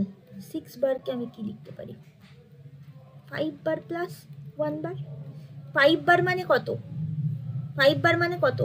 5 বার মানে হচ্ছে ক্লাস 0 প্লাস 1 বার, তার মানে 6 বার মানে হচ্ছে 1 বার। যদি আমি এইটাকে কনসিডার করি, Z5কে কনসিডার করি, Z5 এর রেসপেক্টে ক্লাস 6 যা হবে ক্লাস 1ও তাই হবে। ক্লাসের ডেফিনেশন থেকে এটা আমরা পাই কিরকম? ক্লাস 6-এ কারা থাকবে? ক্লাস 6 এর মধ্যে কোন সমস্ত এলিমেন্ট থাকবে? যাদেরকে 5 দিয়ে ডিভাইড করলে 6 ভাগশেষ থাকে। 5 দিয়ে ডিভাইড করলে 6 ভাগশেষ থাকে। এবার 6 এর মধ্যে তো আরো একবার 5 যাবে, সেটা ডিভাইড করলে কত হবে? 1 হবে। সেই জন্য এটা ক্লাস 1 এর সঙ্গে ইকুয়াল। কারণ আমার যখন রিমাইন্ডার যখন আমি কনসিডার করব তখন তো সেটা আমার ডিভিডেন্টের থেকে ছোট হতে হবে, সরি ডিভাইজারের থেকে ছোট হতে হবে, তাই না? তাহলে এটা কিন্তু ক্লাস 1 এর সাথে ইকুয়াল, এই ক্লাস 5 এর রেসপেক্টে। আচ্ছা, তারপরে তার মানে আমি 6 বারের জায়গাতে 1 বার লিখলাম। আচ্ছা, 8 বার মানে কত? একইভাবে 5 বার প্লাস 3 বার হলো। 5 বার মানে 0 বার প্লাস 3 বার, দ্যাট ইজ 3 বার। তার মানে ক্লাস 8 মানে হচ্ছে আমার 3 বার। আচ্ছা, 6 বার মানে কত হচ্ছে? 6 বার মানে ক্লাস 1 বার। 9 বার মানে একইভাবে 4 বার আসবে। 12 বার মানে কত আসবে বলো? 5 × 2 = 10, 2 বার আসবে। গুড। আচ্ছা, 4 বার 8 বার এটা হয়ে যাবে 3 বার। 12 বার মানে এটা 2 বার, আর 16 বার মানে 1 বার আসবে, কারণ 3 × 5 = 15, তাই না? 5 দিয়ে ডিভাইড করে কত ভাগশেষ আসছে তুমি দেখবে, শুধু 5 দিয়ে ডিভাইড করো, 3 × 5 = 15 মিলে যাচ্ছে, 1 ভাগশেষ আসছে, তার মানে ক্লাস 1 এর সাথে ইকুয়াল হলো। তাহলে এইবার দেখো, first of all closure property maintain হচ্ছে। আচ্ছা, নেক্সট হচ্ছে অ্যাসোসিয়েটিভিটি, সেটা তো থাকবেই, কারণ Z5 ওটার উপরে তো এই মাল্টিপ্লিকেশনের রেসপেক্টে অ্যাসোসিয়েটিভ, তাহলে তার একটা সেখান থেকে এলিমেন্টগুলো তো সেখান থেকেই আমি নিয়েছি, তার মানে এটাও অ্যাসোসিয়েটিভ হবে, নো প্রবলেম। নাম্বার 3 হচ্ছে আমাকে আইডেন্টিটি এলিমেন্ট খুঁজতে হবে। অবভিয়াসলি এখানে দেখো আইডেন্টিটি এলিমেন্টের ডেফিনেশন কি? আইডেন্টিটি এলিমেন্ট তার মানে A = A দেবে for all A belongs to G, তাই তো? এই তার মানে এখানে সেই আইডেন্টিটি এলিমেন্টের কাজটা কে করছে বলো তো? কার সঙ্গে কম্পোজ করলে 1 বার? ওয়ান বার এমনি মাল্টিপ্লিকেশনের রেসপেক্টে সবসময় দেখবে ওয়ান বারই হবে তোমার আইডেন্টিটি এলিমেন্ট, ঠিক আছে? মাল্টিপ্লিকেশন রেসপেক্টে ম্যাক্সিমাম কেসে আছে, ঠিক আছে? কিছু অর্ডিনারি কেস ছাড়াও অন্য কোনো কেস থাকতে পারে স্পেশাল কেসে। আর নর্মালি অ্যাডিটিভ আইডেন্টিটি যেটা, সেটাকে আমরা জিরো দিয়ে ডিনোট করি, কারণ অ্যাডিশনের ক্ষেত্রে আমরা দেখি জিরো বারটা বা জিরোটাই হচ্ছে আইডেন্টিটি এলিমেন্ট। তো এখানে তাহলে ওয়ান বার হয়ে যাচ্ছে আইডেন্টিটি এলিমেন্ট, কারণ ওয়ান বারের সঙ্গে অন্য কোনো এলিমেন্টকে কম্পোজ করলে আমি সেই এলিমেন্টই ফিরে পাচ্ছি। দেখো ওয়ানের সঙ্গে আমি যখন টু বারকে কম্পোজ করেছি, এই যে টু বার ওয়ান বার, টু বারকে ফিরে পেয়েছি, থ্রি বার ওয়ান বার, থ্রি বারকে ফিরে পেয়েছি, ফোর বার ওয়ান বার, ফোর বারকে ফিরে পেয়েছি। একইভাবে ওই লেফট আইডেন্টিটি রাইট আইডেন্টিটি দুটো কেসেই কিন্তু আমরা সেম এলিমেন্টকে ফিরে পাচ্ছি। তাহলে ওয়ানটা হচ্ছে আইডেন্টিটি। নেক্সট হচ্ছে ইনভার্স।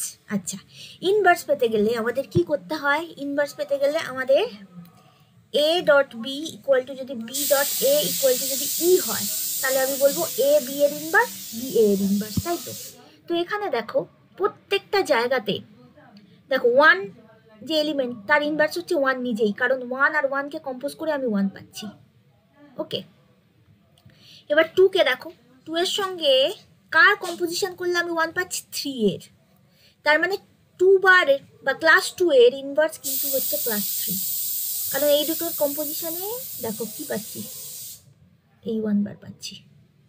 আচ্ছা, একইভাবে তাহলে ক্লাস থ্রি এর কম্পোজিশনে কার সঙ্গে কম্পোজ করলে আমি ওয়ান বার পাবো? টু বারকে, এই যে পেয়েছি। আচ্ছা, আর ফোর হচ্ছে নিজের inverse, four bar composition four bar, this is equal to one bar, তার মানে নিজের ইনভার্স হলো। তাহলে কি হলো? আমি প্রত্যেকটা এলিমেন্টের ইনভার্স খুঁজে পেলাম। তাহলে গ্রুপ হওয়ার যে চারটে ক্রাইটেরিয়া, সেটা কিন্তু চারটেই স্যাটিসফাইড হয়ে গেল। তাহলে এটা কিন্তু এই মাল্টিপ্লিকেটিভ মানে মাল্টিপ্লিকেশনের রেসপেক্টে গ্রুপ ফর্ম করলো, সেটা প্রুফ হয়ে গেল কম্পোজিশন টেবিল থেকে। আচ্ছা, সেই কথাটাই এখানে এক লাইনে লেখা আছে, এখানে তোমাদের দেখাতে হবে না, তোমরা এমনি জাস্ট মেনশন করে দেবে, তাহলেই হবে। এটাকে কনসিডার করো।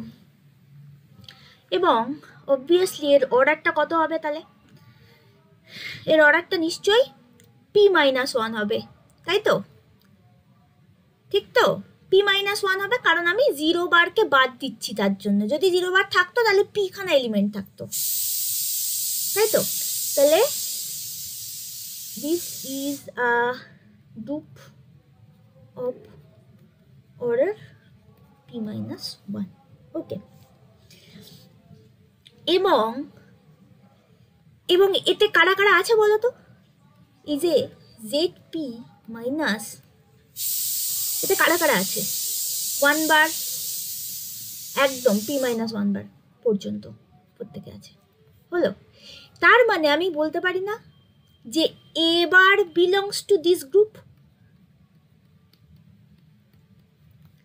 কেন? কারণ এর ভ্যালু তো ওয়ান থেকে পি মাইনাস ওয়ানের মধ্যে কোনো একটা, তাহলে এ বারের ভ্যালু এইগুলোর মধ্যে কোনো একটা হবে।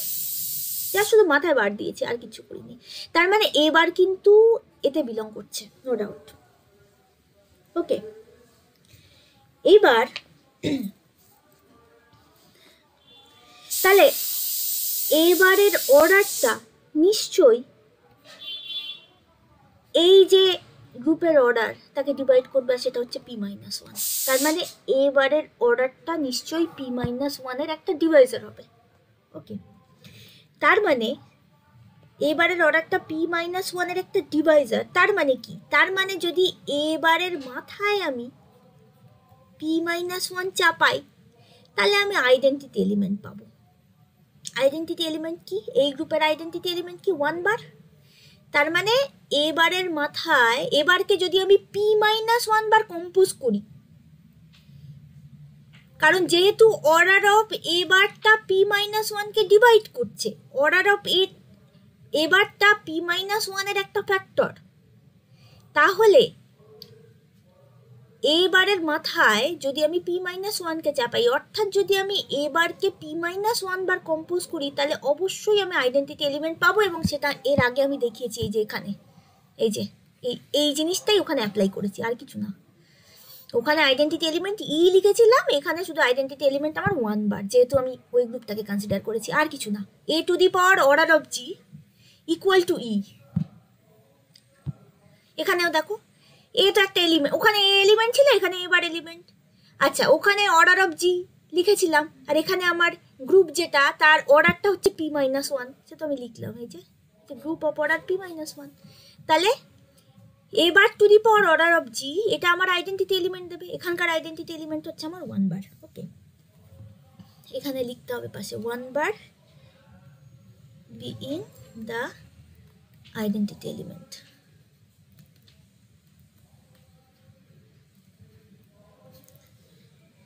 আচ্ছা, এইবার দেখো, ভালো করে খেয়াল করো, তাহলে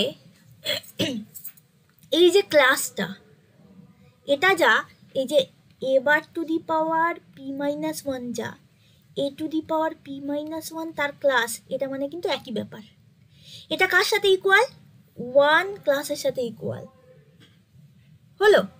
এবার দুটো ক্লাস ইকুয়াল, তার মানে কি? দুটো ক্লাস ইকুয়াল মানে এই এ টু দি পাওয়ার p-1, ওকে, -1, এইটা কিন্তু ডিভিজিবল বাই, হ্যাঁ, ডিভিজিবল বাই p হবে, নো ডাউট। কেন? কারণ এখানে দেখো, আমি অনেক এক্সাম্পল নিয়েছিলাম। এই দেখো, এখানে দেখো, এখানে, হ্যাঁ দেখো, ক্লাস 6 এর সঙ্গে ক্লাস 1 ইকুয়াল হয়েছিল। তার মানে কি? তার মানে 6 - 1 ইজ ডিভিজিবল বাই, এখানে যে গ্রুপটার কথা বলেছি 5, ডিভিজিবল বাই 5। তাহলে কারণ আমি তো এখানে Z5 কে কনসিডার করেছি, তাই না? Z5, তাহলে 6 বার -1 বার ইজ ডিভিজিবল বাই 5। একইভাবে 8 বারের সাথে, মানে ক্লাস 8 এর সঙ্গে ক্লাস 3 ইকুয়াল, তার মানেই কিন্তু 8 - 3 ইজ ডিভিজিবল বাই 5, কারণ এখানে আমার Z5 নিয়ে কাজ। ওকে, তাই এখানে 5 দিয়ে ডিভাইড করে আমরা চেক করছিলাম সব কিছুকে। আমরা এটা লেখার সময় বলেছিলাম 3 × 5 = 15 প্লাস 1। তার মানে কি? তার মানে এই যে 4 বার, ঠিক আছে, সরি, এই যে 16 বারটা মানে ক্লাস 16টা ক্লাস 1 এর সঙ্গে ইকুয়াল। কেন? কারণ 16 - 1 ইজ ডিভিজিবল বাই 5, তার জন্য দুটো ক্লাস ইকুয়াল। অর্থাৎ তুমি এইভাবেও বলতে পারো 16 কে 5 দিয়ে ডিভাইড করলে যত ভাগশেষ থাকে, 1 কেও 5 দিয়ে ডিভাইড করলে তত ভাগশেষ থাকে। কি বললাম? 16 কে 5 দিয়ে ডিভাইড করলে যত ভাগশেষ থাকে, 16 কে 5 দিয়ে ডিভাইড করলে যত ভাগশেষ থাকে, 1 কেও 5 দিয়ে ডিভাইড করলে তত ভাগশেষ থাকে। সরি, এইভাবেও ভাবতে পারো, ঠিক আছে, রিমাইন্ডার আকারে, মানে এটাকেও ডিভাইড করলে যত ভাগশেষ থাকবে, এটাকেও ডিভাইড করলে তত ভাগশেষ থাকবে, এইভাবে ভাবতে পারো। আবার এইভাবেও বলা যায়, ওটা বলেছি যে 16 - 1 ইজ ডিভিজিবল বাই 5। তাহলে এখানেও কেসটা কিন্তু সেরকম হবে। এই যে a to the power p-1 -1, this is divisible by p। এইটাই লেখার আরেকটা পদ্ধতি হচ্ছে a to the power p-1 congruent to 1 mod p, যেটা আমি একদম প্রথমে মেনশন করেছিলাম a আর b দিয়ে। কোথায় গেল? এই যে a congruent b mod p মানে হচ্ছে a - b is divisible by p। তার মানে উল্টো দিক থেকে এটা ইজ ডিভিজিবল বাই p, তার মানে হচ্ছে a to the power p congruent 1 mod p। এটা ম্যাথমেটিক্যাল রিপ্রেজেন্টেশন, ঠিক আছে? এটা মানে এইটাই বোঝাবে, কনভার্সলি এটা মানে এইটাই বোঝাবে। তাহলে এখান থেকে আমরা কি বলতে পারছি? a to the power p-1 congruent to 1 mod p, অর্থাৎ a to the power p-1 -1 is divisible by p, বা a to the power p-1 কে p দিয়ে ডিভাইড করলে 1 ভাগশেষ থাকবে, বা a to the power p-1 কে p দিয়ে ডিভাইড করলে যত ভাগশেষ থাকবে, 1 কেও p দিয়ে ডিভাইড করলে তত ভাগশেষ থাকবে। একই ব্যাপার, যেভাবে তুমি বলতে পারো, যেভাবে তুমি বুঝতে পারো। এটা গেল কেস 1 এর প্রুফ, মানে কেস 1 যে আমি কনসিডার করেছিলাম দিস, তার রেসপেক্টিভ প্রুফটা এই পর্যন্ত। এইবারে এই সেটের মধ্যে না থাকলে কি হবে সেটা আমি বলবো। আগে দেখো এই পর্যন্ত ক্লিয়ার কিনা, কোথাও কোনো প্রবলেম থাকলে বলো, আমি রিপিট করবো।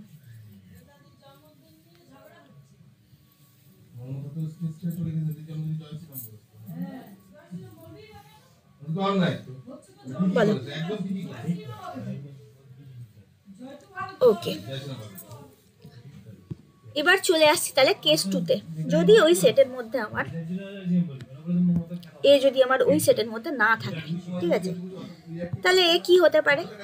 আইদার গ্রেটার দ্যান পি হবে, ইকুয়াল টু পি হবে না। কেন বলো তো ইকুয়াল টু পি হবে না? কারণ বলাই আছে p is not a divisor of a. এবার এ যদি পির সাথে ইকুয়াল হয়ে যায় তাহলে পি তো পি এর একটা ডিভাইজার, তাহলে সেক্ষেত্রে কিন্তু পি এ এর একটা ডিভাইজার হয়ে যাবে, যেহেতু এ ইকুয়াল টু পি। তাহলে সেই কেসটা আমি নেব না। তাহলে আমি কি নেব?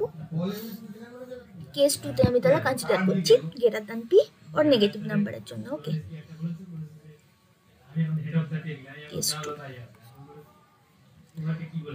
let a be a negative integer or be a positive integer greater than p। হয় একটা নেগেটিভ ইন্টিজার হবে, তা নইলে পি এর থেকে বড় একটা পজিটিভ ইন্টিজার হবে, ঠিক আছে। এই দুটো কেসের জন্য আমি এইটা করছি, অর্থাৎ আমার এই সেটের মধ্যে থাকছে না, ঠিক আছে, এই সেটের মধ্যে আমার থাকছে না। তাহলে এইবার আমরা এখানে ডিভিশন অ্যালগরিদম লাগাবো, ঠিক আছে। দেন তাহলে ডিভিশন অ্যালগরিদম অনুযায়ী আমি দুটো ইন্টিজার পাবো, কিউ আর r. Then there exist two, by division algorithm there exist two integers by division algorithm লিখবে division algorithm there exist two integers q and r। কিরকম হবে? a কে আমরা লিখতে পারবো q into p প্লাস আর, এই ফর্মে আমরা লিখতে পারবো। একে আমরা লিখতে পারবো কিউ ইন্টু পি প্লাস আর। আরটা কি? আরটা হচ্ছে রিমাইন্ডার। তার মানে আর এর ভ্যালুটা আমি কি করছি, আমি তো এ কে পি দিয়ে ডিভাইড করছি, তাই না? এখানে আমি এ কে নিয়েছি পি এর থেকে বড় অথবা কোন একটা নেগেটিভ ইন্টিজার। তো নেগেটিভ ইন্টিজারের ক্ষেত্রেও ক্লাসিক্যাল অ্যালজেব্রাতে তোমরা পড়েছো, ক্লাসিক্যাল অ্যালজেব্রার বইতে ইন্টিজার যে চ্যাপ্টারটা আছে সেখানটায় একদম মানে ভীষণ ডিটেলসে আছে এটা। যে কোনো দুটো নাম্বারের জন্য কিন্তু এরকম কিউ আর আর এক্সিস্ট করবে, ঠিক আছে। শুধু তোমাকে যেটা দিয়ে ডিভাইড করছো সেটাকে নন জিরো হতে হবে। তো এখানে তো আমি একে ডিভাইড করেছি পি দিয়ে, ঠিক আছে। এখানে পিটা হচ্ছে ডিভাইজার, এটা হচ্ছে ডিভিডেন্ট, আচ্ছা কিউটা হচ্ছে কোশেন্ট আর আরটা হচ্ছে reminder.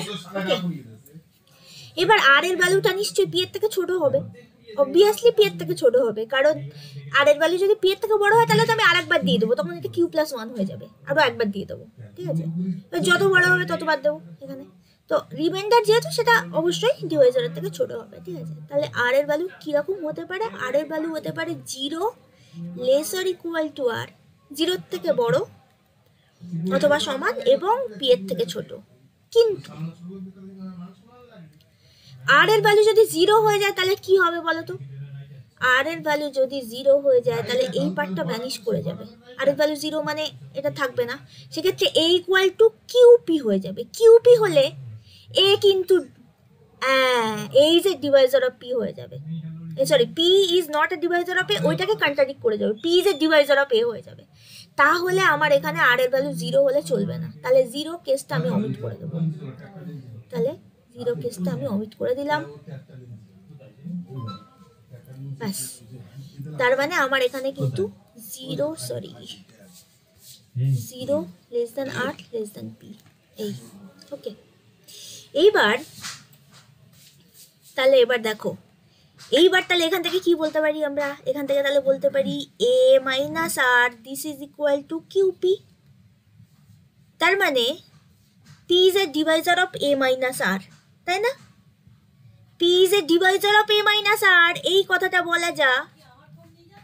A minus r is divisible by p, এই কথাটা বলাও তাই, এবং এই কথাটা বলাও তাই। এর মানেই তো হচ্ছে তাই, a minus r is divisible by p, এটাকে আমরা এইভাবে লিখতে পারি, তাই লিখেছি। ওকে, তার মানে এটার মানে আবার class a equal to class r. কারণ দুটো ক্লাস কখন ইকুয়াল হয় এটা আমি এর আগে বলেছি, ওই যে ক্লাস 6 এর সঙ্গে ক্লাস 1 ইকুয়াল ছিল যখন আমরা Z5 কে কনসিডার করছিলাম, ঠিক আছে? তার মানে 6 - 1 ইজ ডিভিজিবল বাই 5, তার জন্য হচ্ছিল। তাহলে A - R is divisible by P, তার মানে ক্লাস A নিশ্চয়ই ক্লাস R এর সাথে ইকুয়াল, রিভার্স পার্টটা। ওকে, এইবার তাহলে এবার আর এর যে প্রপার্টি, আরটা কি পি এর থেকে ছোট, তো তার মানে আর কোথায় বিলং করছে বলো তো? আর বিলংস টু কিন্তু সেই যে 1 বার 2 বার, সরি এই বারগুলো হবে না, আর নিচ্ছি তো, আর বার নিলে ওইটা লিখতাম 3 ... p - 1। আর কিন্তু এটাতে বিলং করছে, এই সেটের মধ্যে বিলং করছে, আর এই সেটের মধ্যে বিলং করলে সেই কেসটা আমার হয়ে যাবে কেস 1। অর্থাৎ যখন আমার এ এই সেটের মধ্যে বিলং করছিল তখন আমি একটা রেজাল্ট পেয়েছিলাম আলটিমেটলি, সেটা হচ্ছে a⁻p - 1 congruent 1 mod p। তাহলে এখানে সিমিলারলি ফ্রম কেস 1 আমি লিখতে পারি r⁻p - 1 congruent to 1 mod p। এখানে জাস্ট এখানে এর রোল যে প্লে করছিল, এর রোলটা এখানে জাস্ট আর প্লে করছে, দেখো এই যে। তাহলে এই রেজাল্টটা কিন্তু আমার আছে। ওকে, এইবার এখান থেকে এই লাইনটা থেকে আমরা লিখতে পারি, এই লাইনটা থেকে আমরা লিখতে পারি, এই লাইনটা না সরি এই লাইনটা, এই লাইনটা থেকে আমরা লিখতে পারি a⁻p - 1 congruent to r⁻p - 1 mod p। এটা যে এইভাবে লেখা যায় সেটার প্রুফটা আছে তোমার ক্লাসিক্যাল অ্যালজেব্রার বইতে, যেখানে কনগ্রুয়েন্ট সম্পর্কে একদম ডিটেলস আছে, অনেক বেশি ডিটেলস আছে এখান থেকেও। এটা আমরা লিখতে পারি। আবার এটাকে তুমি 1, এটাকে 1 দাও, এটাকে 2 দাও। আবার এই যে এটা r⁻p - 1, r⁻p - 1 সেটা আবার কার সঙ্গে কনগ্রুয়েন্ট? 1 এর সঙ্গে কনগ্রুয়েন্ট ফর মড p। যখন তুমি r⁻p - 1 কে p দিয়ে ডিভাইড করবে তখন 1 রিমাইন্ডার থাকবে, আর আমি বলছি a⁻p - 1 কে p দিয়ে ডিভাইড করলে যা রিমাইন্ডার থাকবে r⁻p - 1 কেও p দিয়ে ডিভাইড করলে তাই রিমাইন্ডার থাকবে। এবার সেই তাই রিমাইন্ডারটা কি? 1, সেটা আমি এখান থেকে পাচ্ছি। তার মানে আমি বলতে পারি a⁻p - 1 congruent to 1 mod p। Proved. এই রেজাল্টটাই আমার প্রুভ করার ছিল। তাহলে কেস 2 এর জন্য প্রুভড হয়ে গেল। যখন আমার 1 থেকে p - 1 এর মধ্যে এ থাকবে না সেই সময়ের জন্য। কেস 1 কেস 2 যদি আলাদা করে স্ক্রিনশট নাও তাহলে নিয়ে নাও। আচ্ছা কেস 2টা দেখো, বোঝা গেছে তো? প্রত্যেকটা লাইন বুঝতে পেরেছো কিনা বলো। ওকে, তাহলে এবারে কেস 1 কেস 2 তোমরা স্ক্রিনশট নিয়ে নাও। কেস 1টা ভালোভাবে আছে, কেস 2টা একটু মানে কমপ্লিটলি লেখা নেই। কেস 2টা বইতে মানে স্টেপ জাম্প করা আছে আর কি, ডিটেলস লেখা নেই।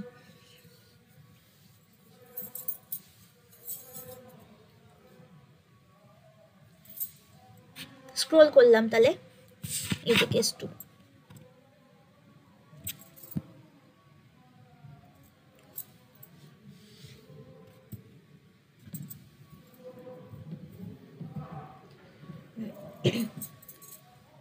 হয়েছে? ওকে, তারপরে চলে এসো এবার কতগুলো এক্সাম্পলস আমরা দেখবো, ইম্পর্টেন্ট কতগুলো এক্সাম্পল যেগুলো এক্সামে দেয়। নাম্বার 1 হচ্ছে prove that every group of order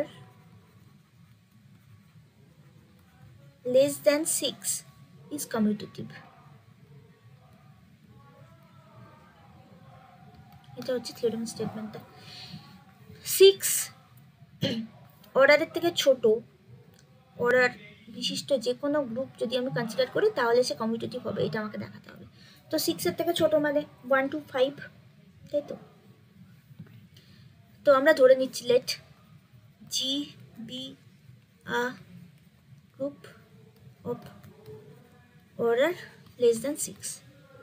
এবার তাহলে অর্ডার অফ জি যদি 1 হয় তাহলে কি হবে? অর্ডার অফ জি 1 মানে জি যেহেতু গ্রুপ, তাহলে জি অনলি আইডেন্টিটি এলিমেন্টকে কন্টেইন করবে। তার মানে এটা তো ট্রিভিয়াল কেস হয়ে যাচ্ছে, তার মানে এটা সাইক্লিক হবে,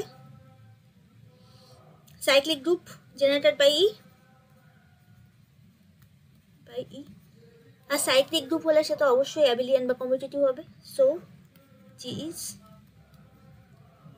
কমিউটেটিভ। সাইক্লিক হলে সেটা অবশ্যই অ্যাবিলিয়ান হবে অর্ডার অফ জি 1 হলে। ওকে, অর্ডার অফ জি যদি 2 হয় তাহলে কি হবে? 2 ইজ প্রাইম। তাহলে একটু আগে আমরা শিখলাম any group of prime order is cyclic, তাহলে G is cyclic. Any group of prime order is cyclic আমরা শিখেছি, ল্যাগ্রাঞ্জের একটা কনসিকোয়েন্স, ওটা দিয়ে প্রুফ করেছি আমরা। ল্যাগ্রাঞ্জ থিওরেমের একটা কনসিকোয়েন্স, ওটা ল্যাগ্রাঞ্জ থিওরেম ইউজ করে ওটা প্রুফ করা যায়। তাহলে জি ইজ সাইক্লিক যেহেতু 2টা prime, so G is commutative.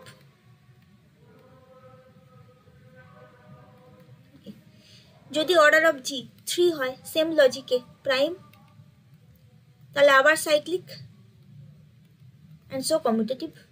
ওকে, এইবার যদি order of G equal two 4 হয়, যদি order of G equal two 4 হয় তাহলে দুটো কেস হতে পারে।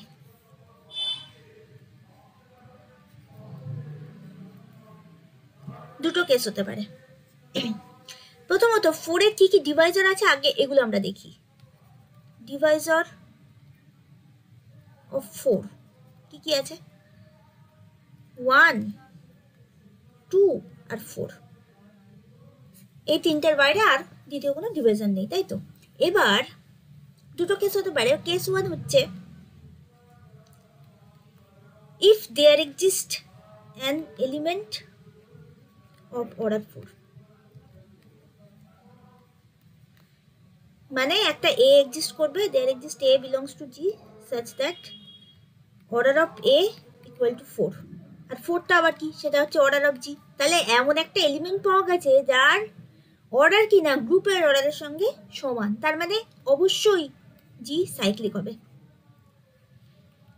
একমাত্র সাইক্লিক জি সাইক্লিক হলে এটা পসিবল, এবং এটা সেক্ষেত্রে জেনারেটর হবে, কারণ আমি বারবার বলেছি জি এর অর্ডার যা হবে জেনারেটরের অর্ডার, জি যদি সাইক্লিক গ্রুপ হয় এবং তার যে জেনারেটর হবে সেই জেনারেটরের অর্ডার কিন্তু জি এর অর্ডারের সাথে সেম হবে, এবং এটা তুমি তখনই পাবে যদি জি সাইক্লিক হয়। আদারওয়াইজ তুমি 4 এর থেকে কম অর্ডারের এলিমেন্ট পাবে, মানে 4 এর সঙ্গে সমান অর্ডারের কোনো এলিমেন্ট পাবে না জি যদি সাইক্লিক না হয়। ওকে, তো আমি এই কেসটা নিয়েছি, there exist an element of order 4, তার মানে অবশ্যই কিন্তু জি একটা সাইক্লিক গ্রুপ হবে এবং এটা জেনারেটর হবে। আর জি যদি সাইক্লিক গ্রুপ হয়ে যায় তাহলে এই কেসের জন্য কিন্তু জি কমিউটেটিভ হয়ে যাবে।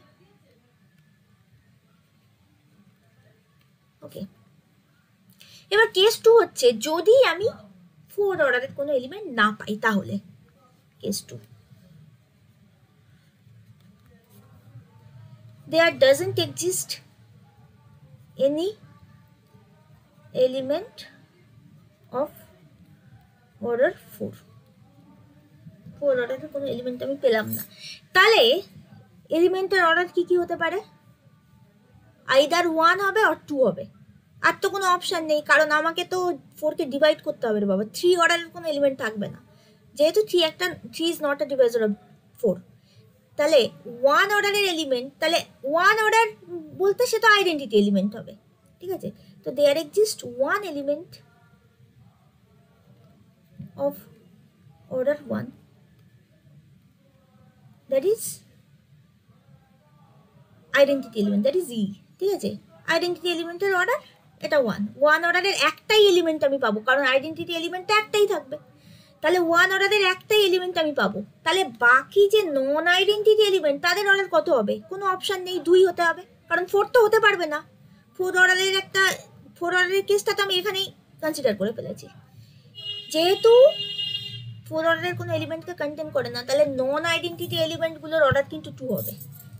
So each non identity element is of order 2, তাই তো? এইবার মনে করো এ একটা নন আইডেন্টিটি এলিমেন্ট, তাহলে a belongs to G and a not equal to e, এটা ইমপ্লাই করবে order of a equal to 2। এবার এ তো যে কোনো আরবিটারি নন আইডেন্টিটি এলিমেন্ট, তাহলে a square equal to e, order of a 2 মানে একে দুবার কম্পোজ করলে ই পাবো, অর্থাৎ a composition a this is equal to e, that is a equal to a inverse. এবার এটা আরবিট্রারি নন আইডেন্টিটি এলিমেন্ট, তার মানে সবার জন্য এই কেসটা হোল্ড করবে, অর্থাৎ প্রত্যেকটা এলিমেন্টের ক্ষেত্রে নিজেই নিজের ইনভার্স। নন আইডেন্টিটি গুলো যতগুলো আছে প্রত্যেকটাই কিন্তু নিজেই নিজের ইনভার্স। আর ই এর ক্ষেত্রে তো ট্রিভিয়াল, ই তো নিজেই নিজের ইনভার্স, তার মানে যত এলিমেন্ট আছে আইডেন্টিটি এবং নন আইডেন্টিটি সবার ক্ষেত্রেই কিন্তু এইটা হোল্ড করবে যে প্রত্যেকেই নিজেই নিজের ইনভার্স হয়ে যাবে। ওকে, এইবার আমাদের কি দেখাতে হবে যে এটা কমিউটেটিভ হবে কি না সেটা আমরা চেক করছি। তো এ বি যদি দুটো এলিমেন্ট নিই, যে কোনো এলিমেন্ট, ঠিক আছে, তাহলে নিশ্চয়ই এ কম্পোজিশন বি, এটা বিলংস টু জি করে দাও, এ কম্পোজিশন বি এটা তো একটা এলিমেন্ট জি এর, তাহলে এও নিজেই নিজের ইনভার্স হবে, তার মানে this is equal to a composition b inverse. A composition b এলিমেন্টটা তার যে ইনভার্স তার সাথে ইকুয়াল, অর্থাৎ এ কম্পোজিশন বি ইনভার্সের সঙ্গে ইকুয়াল। এবার এইটা মানে আবার আমরা জানি B inverse compose a inverse. এবার বি ইনভার্স মানে কি? বিও নিজেই নিজের ইনভার্স, তাহলে বি ইনভার্স মানে হচ্ছে বি, আর এও নিজেই নিজের ইনভার্স, তার মানে এ ইনভার্স মানে হচ্ছে এ, তার মানে a composition b equal to পেয়ে গেলাম b composition a, that means G is commutative.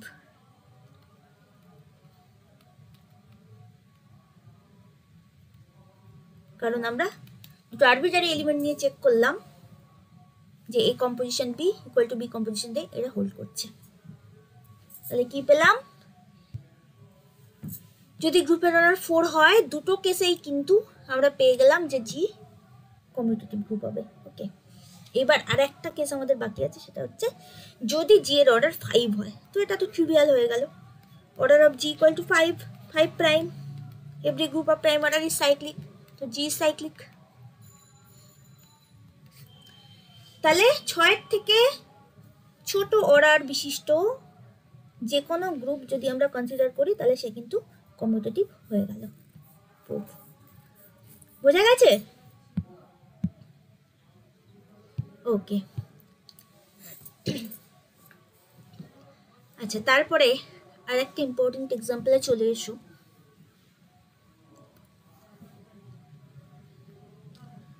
হ্যাঁ, prove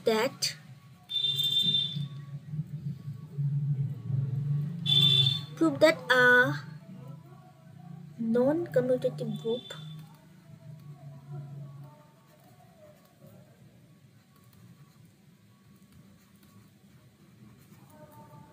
of order 2n where n is an odd prime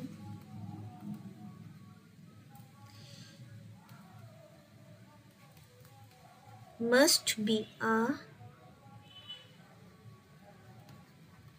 subgroup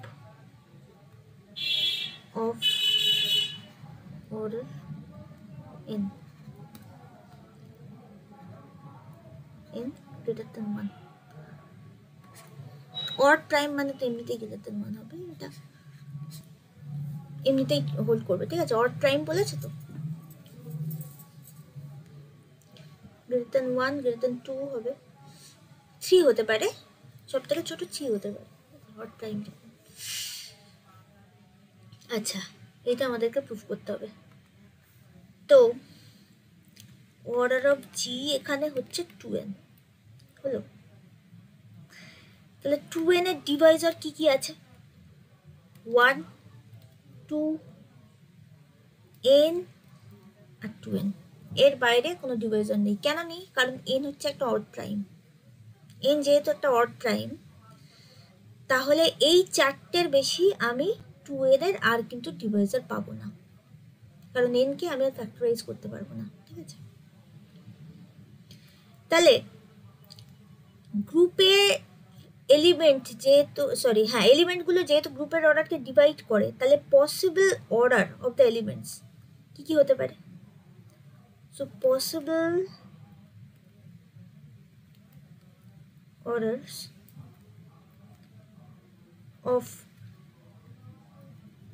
different elements 1 হতে পারে, অর 2 হতে পারে, অর n হতে পারে, অর 2n হতে পারে। এই চারটের বাইরে আর অন্য কোনো কেস হবে না। এবার কি বলেছে? বলেছে নন কমিউটেটিভ গ্রুপ, এটা মাথায় রাখতে হবে, ঠিক আছে? নন কমিউটেটিভ গ্রুপ। এবার 2n আমি ক্লেম করছি যে ওই গ্রুপের মধ্যে 2n অর্ডারের কোনো এলিমেন্ট থাকবে না। There doesn't exist A belongs to G such that order of A equal to 2n. কেন? কারণ 2n অর্ডারের যদি একটা এলিমেন্ট আমি পেয়ে যাই, তাহলে 2nটা কি? 2nটা তো আমার অর্ডার অফ G, তার মানে সেক্ষেত্রে G would be cyclic. Cyclic হলে প্রবলেম কোথায়? সাইক্লিক হলে কমিউটেটিভ হয়ে যাবে। গুড, তাহলে G মাস্ট বি কমিউটেটিভ সেই কেসে। কিন্তু এটা একটা কন্ট্রাডিকশন, কারণ আমরা ধরেই নিয়েছি যেটা হচ্ছে নন কমিউটেটিভ গ্রুপ। ওকে, আবার এই গ্রুপের মধ্যে একটাই এলিমেন্ট থাকবে যার অর্ডার 1, সেটা হচ্ছে আইডেন্টিটি এলিমেন্ট। সেকেন্ড ব্র্যাকেট দেওয়ার দরকার নেই। The only element of order 1 অর্ডারের একটাই এলিমেন্ট থাকবে। তাহলে বাকি এলিমেন্ট যারা, তাদের অর্ডার 2 হবে অথবা n হবে। আমাকে দেখাতে বলেছে কি, যে একটা সাবগ্রুপ পাওয়া যাবে অফ অর্ডার n। আমি এলিমেন্টের কথা বলছি, আমি এলিমেন্ট দিয়ে সাবগ্রুপে যাব, ঠিক আছে? তো এরকম কেস কি ঘটতে পারে যে বাকি সমস্ত এলিমেন্ট, এই আইডেন্টিটি এলিমেন্ট ছাড়া বাকি যত এলিমেন্ট আছে তাদের সবার অর্ডার 2? এরকম কেস কি হতে পারে? সেক্ষেত্রে তাহলে n অর্ডারের কোনো এলিমেন্ট থাকছে না, সেই কেসে n অর্ডারের কোনো এলিমেন্টই থাকছে না। এরকম কেস কি হতে পারে? পারে না। কেন পারে না? If each non-identity element has order 2, তাহলে প্রবলেমটা কোথায়? সেক্ষেত্রে এই আগের কেসে দেখো, নন আইডেন্টিটি এলিমেন্টগুলোর অর্ডার যদি, ইচ নন আইডেন্টিটি এলিমেন্টের অর্ডার যদি 2 হয়ে যায়, তাহলে একদম এইভাবে ক্যালকুলেশন করে জি কিন্তু কমিউটেটিভ হয়ে যাবে। কারণ যত নন আইডেন্টিটি এলিমেন্ট আছে সবার অর্ডার 2 হয়ে গেলে প্রত্যেকেই নিজেই নিজের ইনভার্স হয়ে যাবে। আর সেক্ষেত্রে এইভাবে আমরা প্রসিড করব, a compose b equal to a compose b inverse, তার মানে b inverse compose a inverse, that is b compose a. তার মানে সেক্ষেত্রে জি কমিউটেটিভ হয়ে যাবে। আগেন কন্ট্রাডিকশন, কারণ আমরা বলেই দিয়েছি যে নন কমিউটেটিভ গ্রুপ যেটা একটা। তাহলে each non identity element has order 2, then G will be commutative। আবার কন্ট্রাডিকশন, তার মানে এই কেসটা কিন্তু হবে না। তার মানে অন্তত একটা এলিমেন্ট থাকতে হবে যার অর্ডারটা 2 না, এবং সে নন আইডেন্টিটি। তার মানে তার অর্ডারটা হচ্ছে n, কারণ 2n অর্ডারের কোনো এলিমেন্টও থাকবে না, তাহলে সে আবার সাইক্লিক হয়ে যাবে। সেটা তো এই কেসের মধ্যে হয়ে গেছে, 2n অর্ডারের কোনো এলিমেন্ট থাকবে না। তার মানে অন্তত একটা এলিমেন্ট থাকতে হবে যার order n। So G must contains an element of order n অর্ডারের অন্তত একটা এলিমেন্টকে কন্টেন করবে। এবং আমি ধরছি যে সেই এলিমেন্টটা হচ্ছে a. Let a b the element of order n। Okay, এইবার তাহলে এই সাবগ্রুপটাকে কনসিডার করে ফেলো, সাবগ্রুপ জেনারেটেড বাই এ। তাহলে এই সাবগ্রুপের অর্ডার কিন্তু order of this must be, এটা যেহেতু একটা সাইক্লিক গ্রুপ আর এ যেহেতু জেনারেটর, তাহলে অর্ডার অফ এর সঙ্গে ইকুয়াল হয়ে যাবে। আর অর্ডার অফ এ আমি ধরে নিয়েছি এন, তার মানে এই যে সাবগ্রুপটা এটা কিন্তু এন অর্ডারের একটা সাবগ্রুপ হবে। This is a subgroup of order n, subgroup of G, ঠিক আছে, অফ অর্ডার এন। তাহলে এটাই তো আমাদের প্রুফ করার ছিল যে জি যদি নন কমিউটেটিভ হয় তাহলে এটা এন অর্ডারের সাবগ্রুপকে কন্টেন করবে। সেটা আমরা প্রুফ করে ফেললাম। দেখো বোঝা গেছে এটা? ওকে, আচ্ছা চলে এসো তারপরের এক্সাম্পলে। Proof that every proper subgroup of a group of order 6 is cyclic.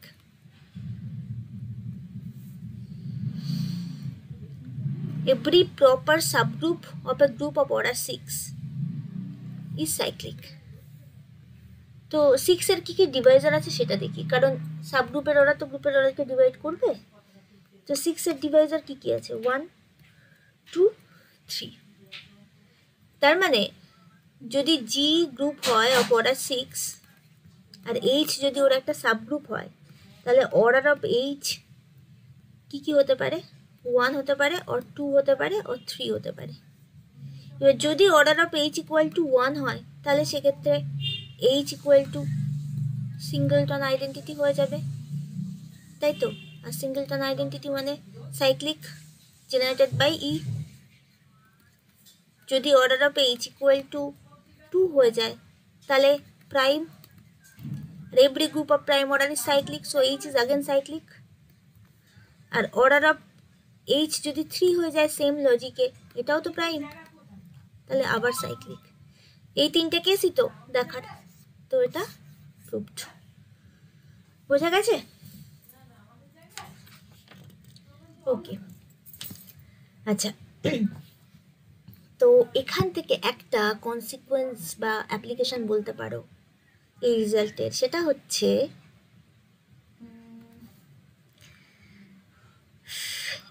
every proper subgroup of S3, symmetric group S3 is cyclic. S3 এর যত প্রপার সাবগ্রুপ তুমি পাবে তারা সব সাইক্লিক হবে, ঠিক আছে? S3 কি নিজে সাইক্লিক না, কমিউটেটিভই তো না, সাইক্লিক কি করে হবে? S3 তো সিমেট্রিক গ্রুপ S3, কিন্তু এর যত প্রপার সাবগ্রুপ আছে তারা সবাই সাইক্লিক। কেন? কারণ এর অর্ডার তো 6, অর্ডার 6 হলে এবার সাবগ্রুপের অর্ডার আইদার 1 অর 2 অর 3 হতে হবে। ওকে, তার মানে এই ফার্স্ট কেসটা তো ট্রিভিয়াল কেস হয়ে যাচ্ছে, আর সেকেন্ড দুটো কেস প্রাইমের জন্য সাইক্লিক হয়ে যাচ্ছে। তার মানে নিজে সাইক্লিক নয়, কিন্তু যতগুলো প্রপার সাবগ্রুপ আছে তারা সবাই সাইক্লিক। এখান থেকে দেখানো যাবে রেজাল্ট। ওকে, আচ্ছা লেফট কোষের সম্পর্কে তোমরা শিখেছো, একইভাবে রাইট কোষেও আমরা কনসিডার করতে পারি। মানে তোমরা তো এইটা শিখেছো যে জি যদি একটা গ্রুপ হয় আর এইচ যদি তার একটা সাবগ্রুপ হয়, তাহলে আর এ যদি জি এর যে কোনো একটা এলিমেন্ট হয় তাহলে এ এইচ, এটাকে যদি আমরা কনসিডার করি, অর্থাৎ এইচ এর যত এলিমেন্ট আছে তার যদি লেফট কম্পোজিশন নিই এ দিয়ে, তাহলে এটা এই টাইপের যতগুলো আমরা পাবো, যতগুলো সেট আমরা পাবো, মানে সেগুলো সব জি এর লেফট কোসেট হবে। এবার একইভাবে যদি আমরা এইচ এ টাইপের এলিমেন্টকে কনসিডার করি, এইচ এ টাইপের যত সেট আছে সেগুলোকে কনসিডার করি, তাহলে এরাও কিন্তু রাইট কোসেট হবে এবং লেফট কোসেটের যা যা প্রপার্টি আছে সেগুলো সব রাইট কোসেটের মধ্যে থাকবে, অর্থাৎ ওরাও পার্টিশন ফর্ম করবে, ঠিক আছে, ওদের ইউনিয়ন নিলে জি এর সঙ্গে সমান হয়ে যাবে এবং প্রত্যেকটা রাইট কোসেট আইদার ইকুয়াল আবার ডিসজয়েন্ট হবে, ঠিক আছে, সব প্রপার্টিগুলো ওদের মধ্যেও থাকবে, ঠিক আছে। তো এখানে রাইট কোসেট দিয়ে কয়েকটা এক্সাম্পল আছে। মনে করো জি গ্রুপটাকে আমরা নিচ্ছি এরকম জেড প্লাস, ঠিক আছে, অ্যাডিটিভ গ্রুপ অফ ইন্টিজার্স, আর এইচকে আমরা নিচ্ছি 3z প্লাস। ওকে, তাহলে এবার কী কী ডিস্টিংক্ট রাইট কোসেট কী কী আমরা পাচ্ছি সেটা আমরা দেখব, ঠিক আছে। তো এইচ প্লাস 0 এটাকে কনসিডার করো, তার মানে এরা তো এটা মানে কি, এই 3z মানে 3 এর যত মাল্টিপল আছে তাদেরকে কনসিডার করো, 0 plus minus 3 plus minus 6 dot dot dot এরকম করতে করতে যাচ্ছে, ঠিক আছে। এবার তাদের সবার সঙ্গে যদি তুমি ডান দিকে প্লাস 0 করো, এটা যেহেতু কমিউটেটিভ সেই জন্য ডান দিকে প্লাস 0 বাঁ দিকে প্লাস 0 একই ব্যাপার, মানে লেফট কোসেট রাইট কোসেট ইকুয়াল হয়ে যাচ্ছে এই ক্ষেত্রে, কিন্তু সব ক্ষেত্রে কিন্তু এটা হবে না, ঠিক আছে, লেফট কোসেট রাইট কোসেট সব ক্ষেত্রে কিন্তু ইকুয়াল হবে না, অ্যাবিলিয়ান গ্রুপ হলে সেক্ষেত্রে ইকুয়াল হবে। তো এখানে দেখো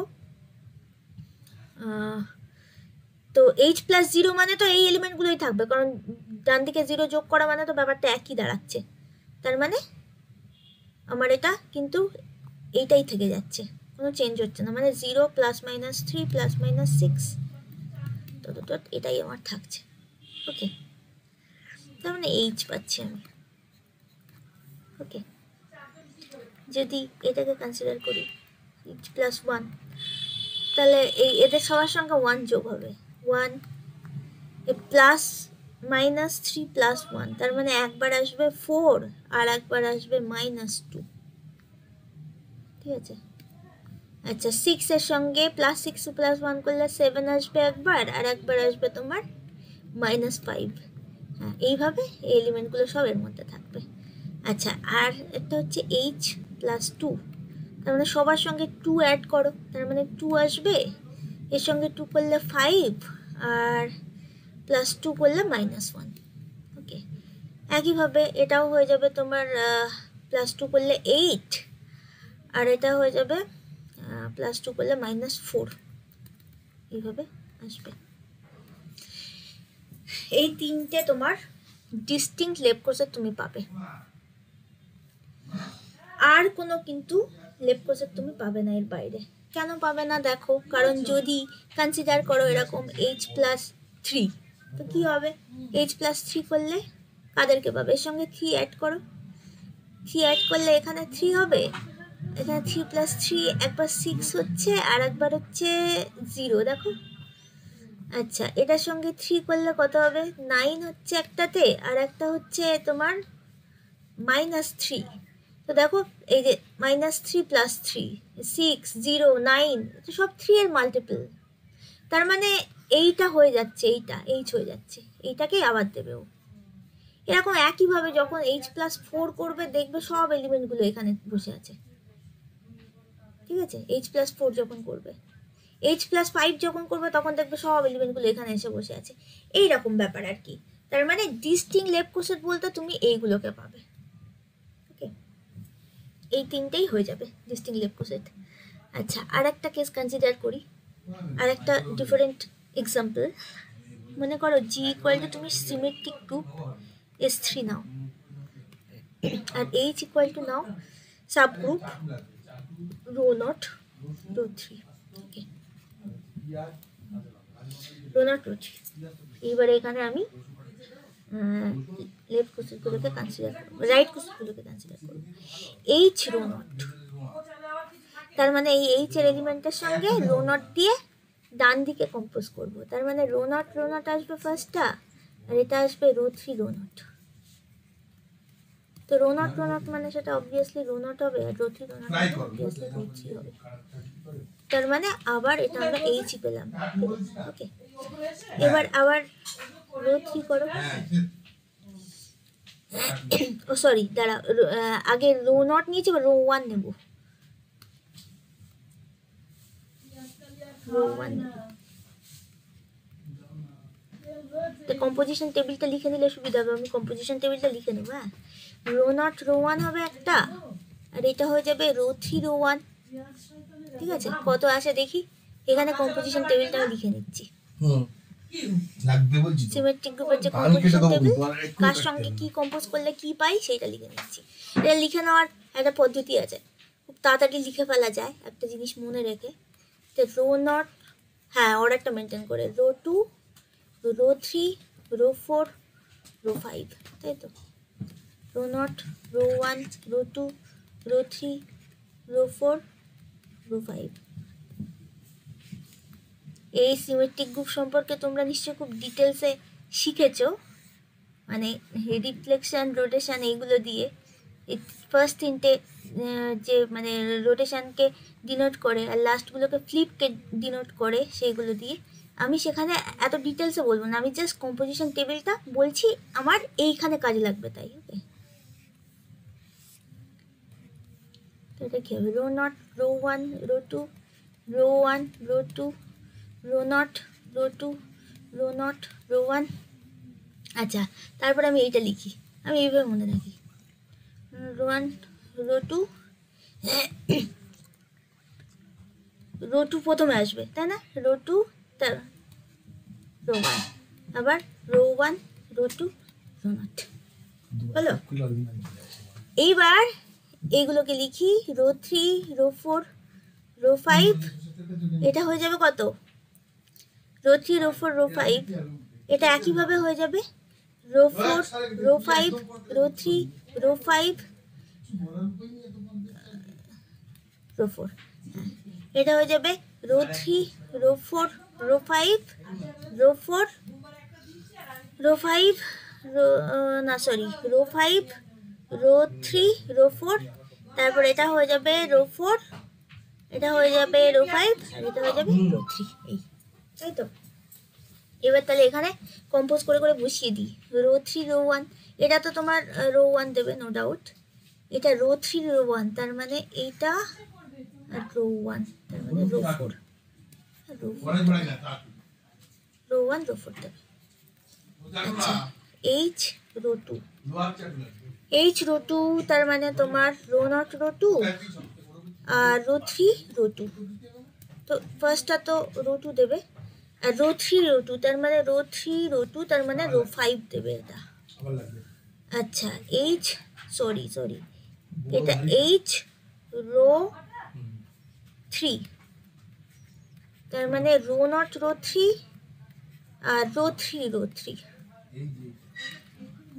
তো রো নট রো 3, এটা তো রো 3 দেবে, আর রো 3 রো 3 দেখি, রো 3 রো 3 রো নট দেবে। তাহলে এটা পাওয়া গেল রো নট, তার মানে এটা এটার সাথে ইকুয়াল হয়ে গেল, মানে this is equal two H. আচ্ছা, এইচ রো 4, তার মানে রো নট রো 4, আর এটা হয়ে যাবে রো 3 রো 4।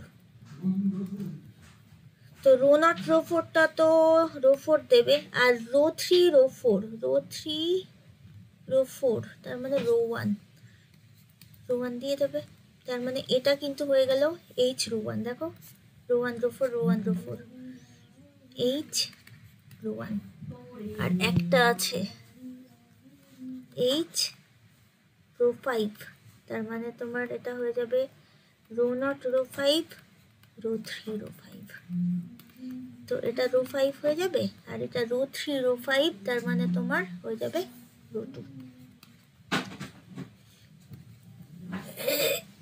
তার মানে এটা হয়ে গেল এইচ রো 2, তাই না?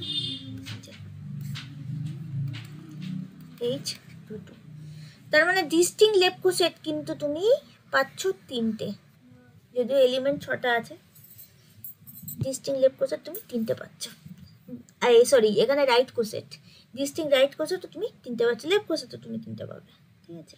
একইভাবে তোমরা যদি ওই A3 নাও, ঠিক আছে, A3 মানে ওই rho naught, rho 1, rho 2 even পারমুটেশনগুলো যে সাবগ্রুপ ফর্ম করে S3 এ, তাহলে সেখানেও তোমরা দেখতে পাবে যে দুটো লেফট কোসেট পাচ্ছ, দুটো ডিস্টিংক্ট লেফট কোসেট বা দুটো ডিস্টিংক্ট রাইট কোসেট পাচ্ছ একইভাবে, ঠিক আছে।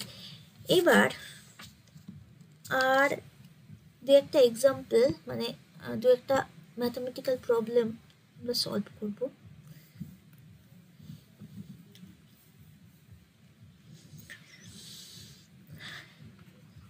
Let G be a group of order 91.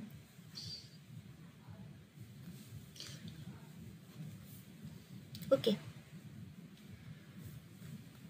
Show that every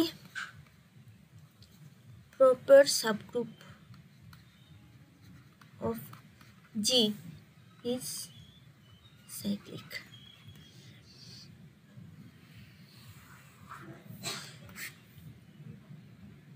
এটা কিভাবে সলভ করা যেতে পারে?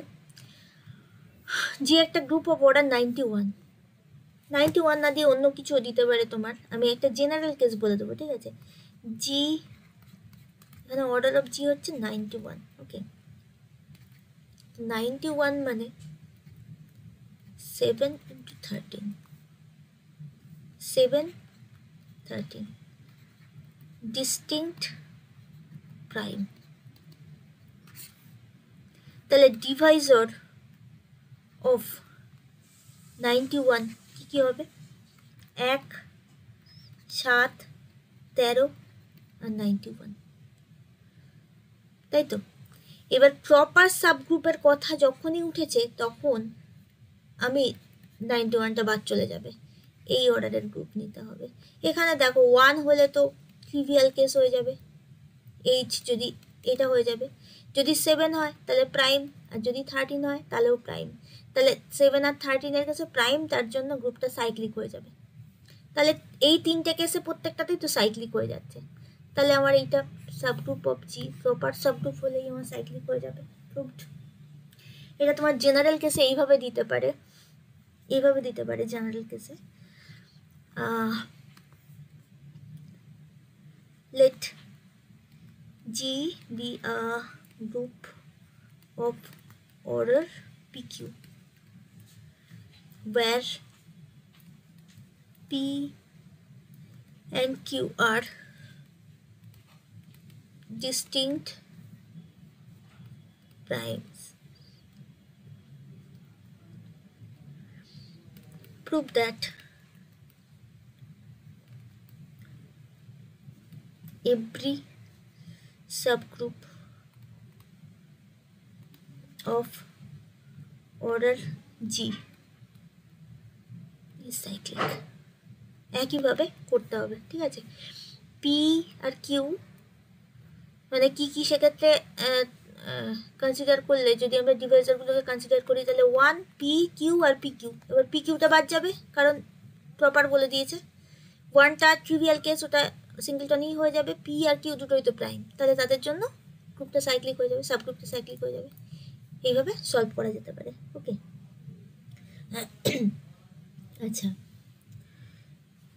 আরেকটা রেজাল্ট যেটা অলরেডি আমরা করে এসেছি, তার একটা অ্যাপ্লিকেশান এখানে আছে। আমি করবো না, তোমরা ওইটা দেখে একইভাবে ট্রাই করবে, বাড়িতে ট্রাই করবে আর কি। SW দিয়ে দেবো। Prove that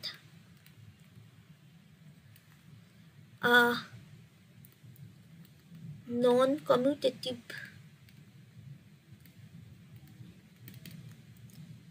group of order 10 must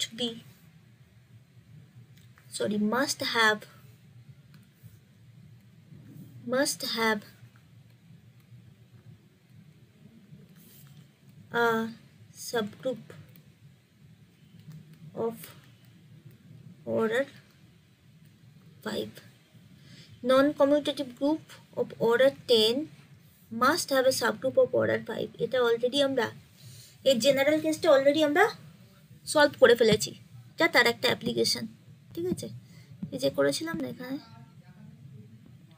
হ্যাঁ 2NRN এর এই কেসটা, এইটা, ঠিক আছে? এইটা একইভাবে এই মানে এইভাবে প্রসিড করে তুমি ওটা সলভ করে ফেলতে পারবে। ওকে, এটা HW থাক। তাহলে আজকে এতটাই থাকছে, কেমন? আমি তাহলে আজকে স্টপ করছি, নেক্সট দিন আবার স্যার পড়াবে। ওকে।